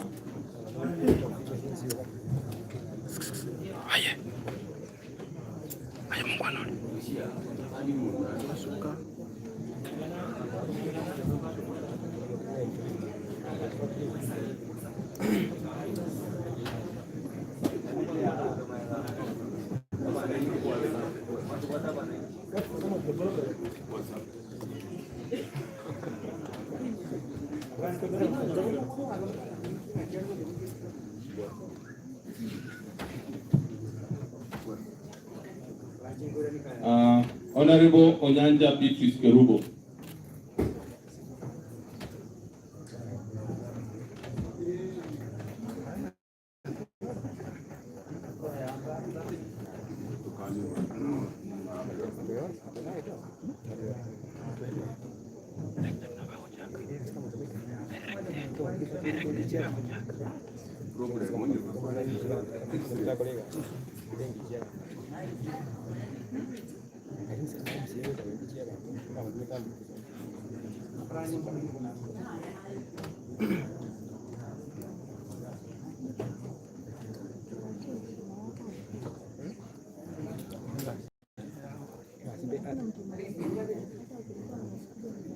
Honorable Speaker, we are now approving the voting and we move the level of tally with your permission. Thank you. You can proceed. Members, stay. Serve silence. Every honorable member has voted. Thank you. I think we have a list of honorable members. You can proceed. I ask for a request for agent. One, please. And declare whose agent you are, which side you are. You are side of yes, no? No. The side of yes. Then I stand on the other side. I think both of you can be on the other side.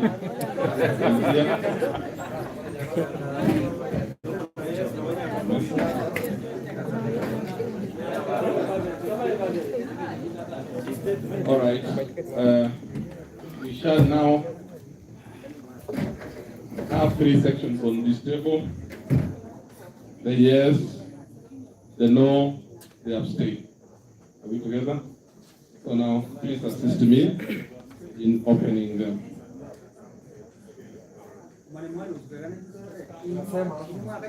You have a mic and tell us what it is. This one is no. Give it to Honorable Nyangana. This one is no.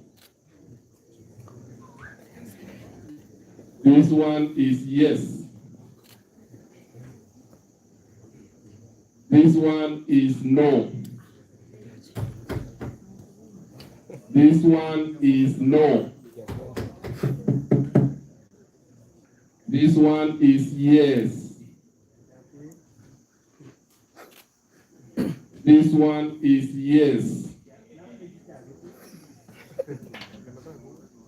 This one is no.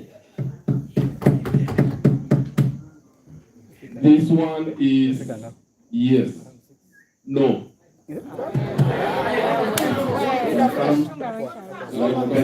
Confirm that one.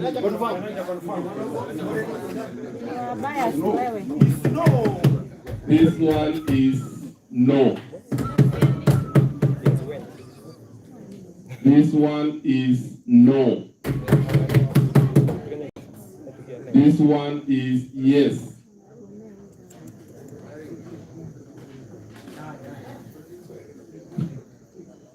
This one is yes. This one is yes. This one is no. This one is no. This one is yes. This one is yes. This one is no.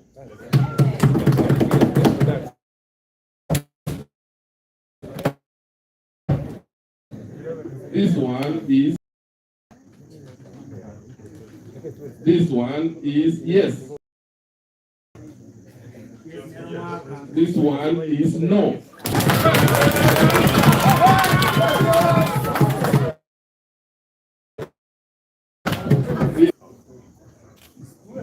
This one is yes.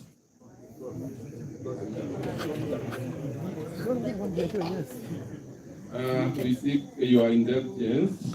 There is a vote here. It's not marked in the box, but the word yes is marked. Yes.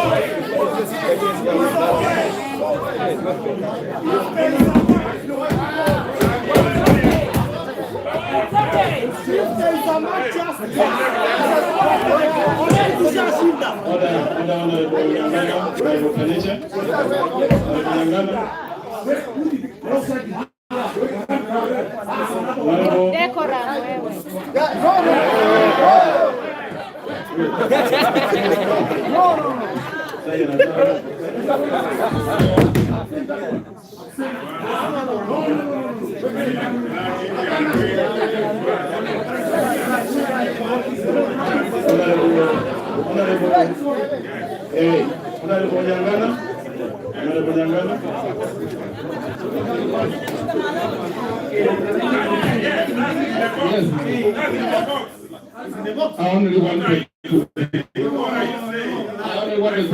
your attention. Honorable Duke, have a seat. Honorable David Speaker, have a seat. All right, this one is yes. This one is no. This one is no. This one is yes. This one is yes. This one is yes. Honorable David Speaker, Honorable. This one is no. This one is no.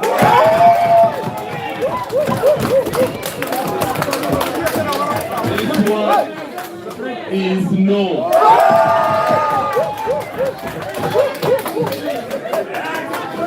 This is the last one. This one is no.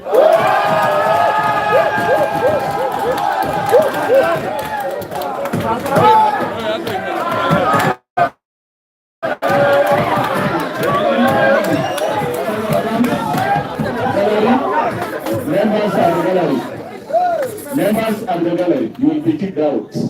You are not supposed to open your mouth. Thank you.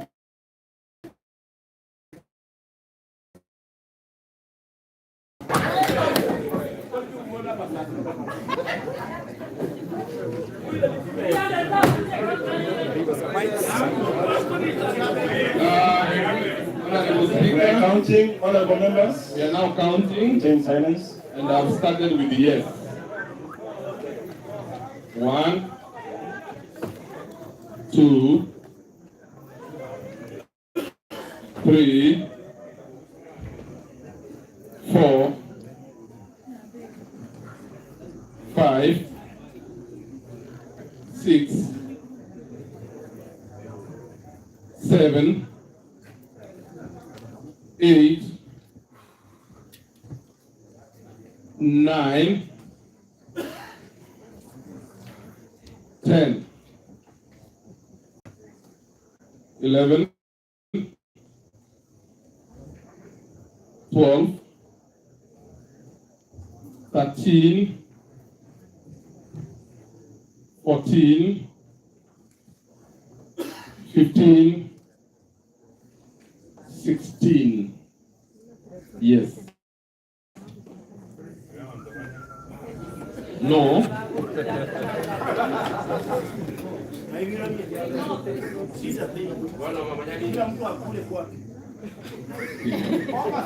Yes.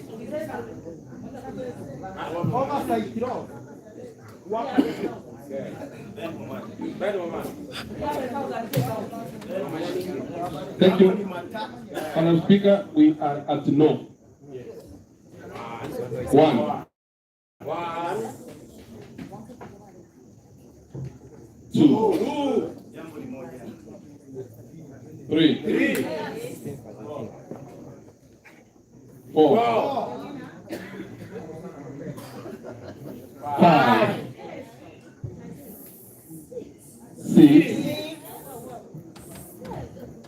7, 8, 9, 10, 11, 12, 13, 14, 15, 16, 17, 18.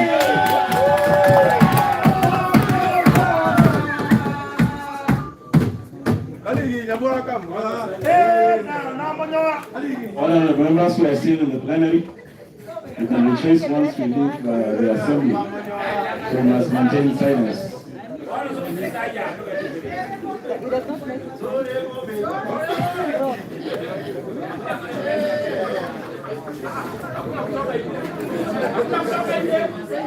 Bonyangana remain seated.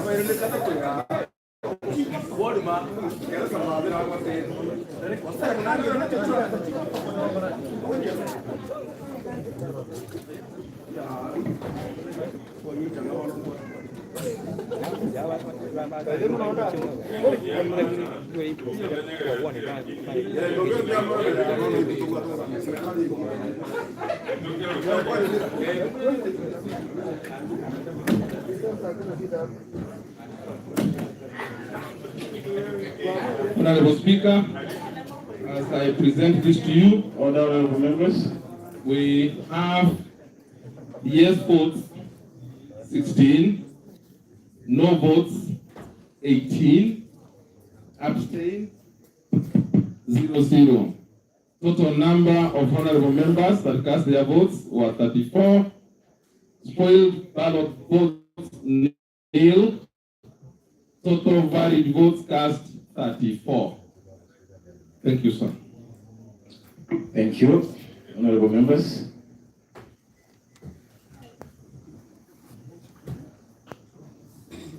And then putting up a question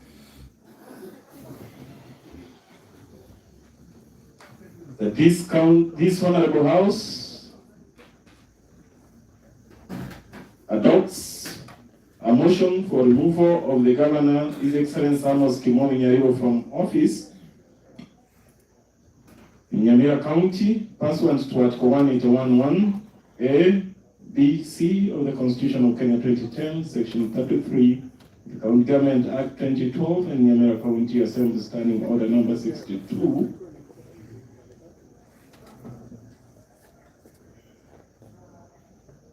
The ayes were 18. The noes. The ayes. The noes were 18.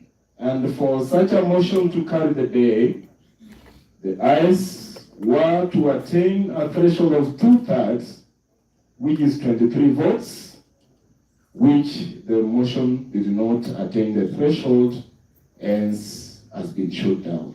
It will only be appear after 6 months before the floor of the House.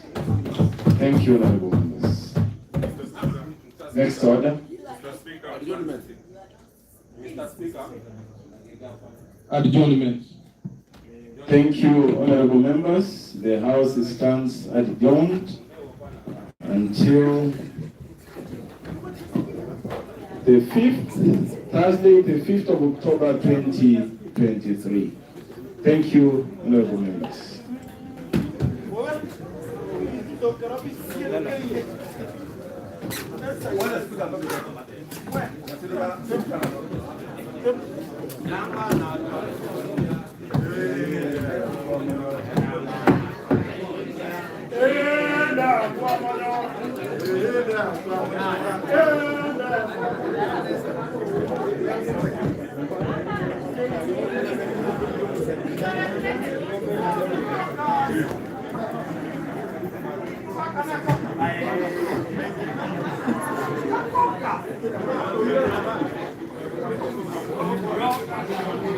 Investors were here.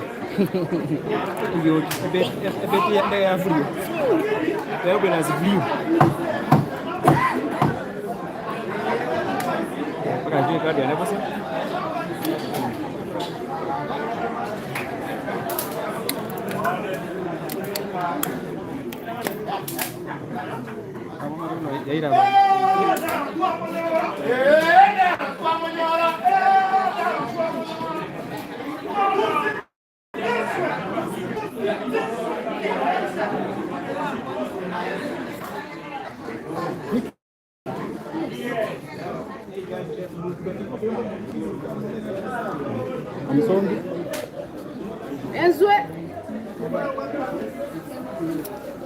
Sasa naona kama mtaki kusonga.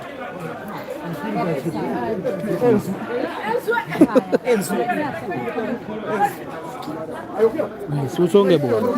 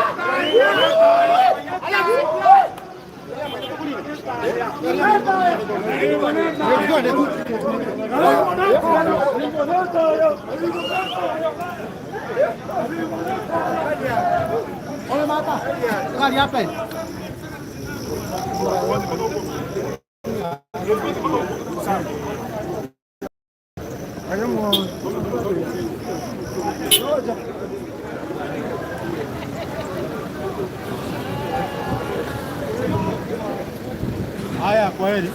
Wanelio mwana.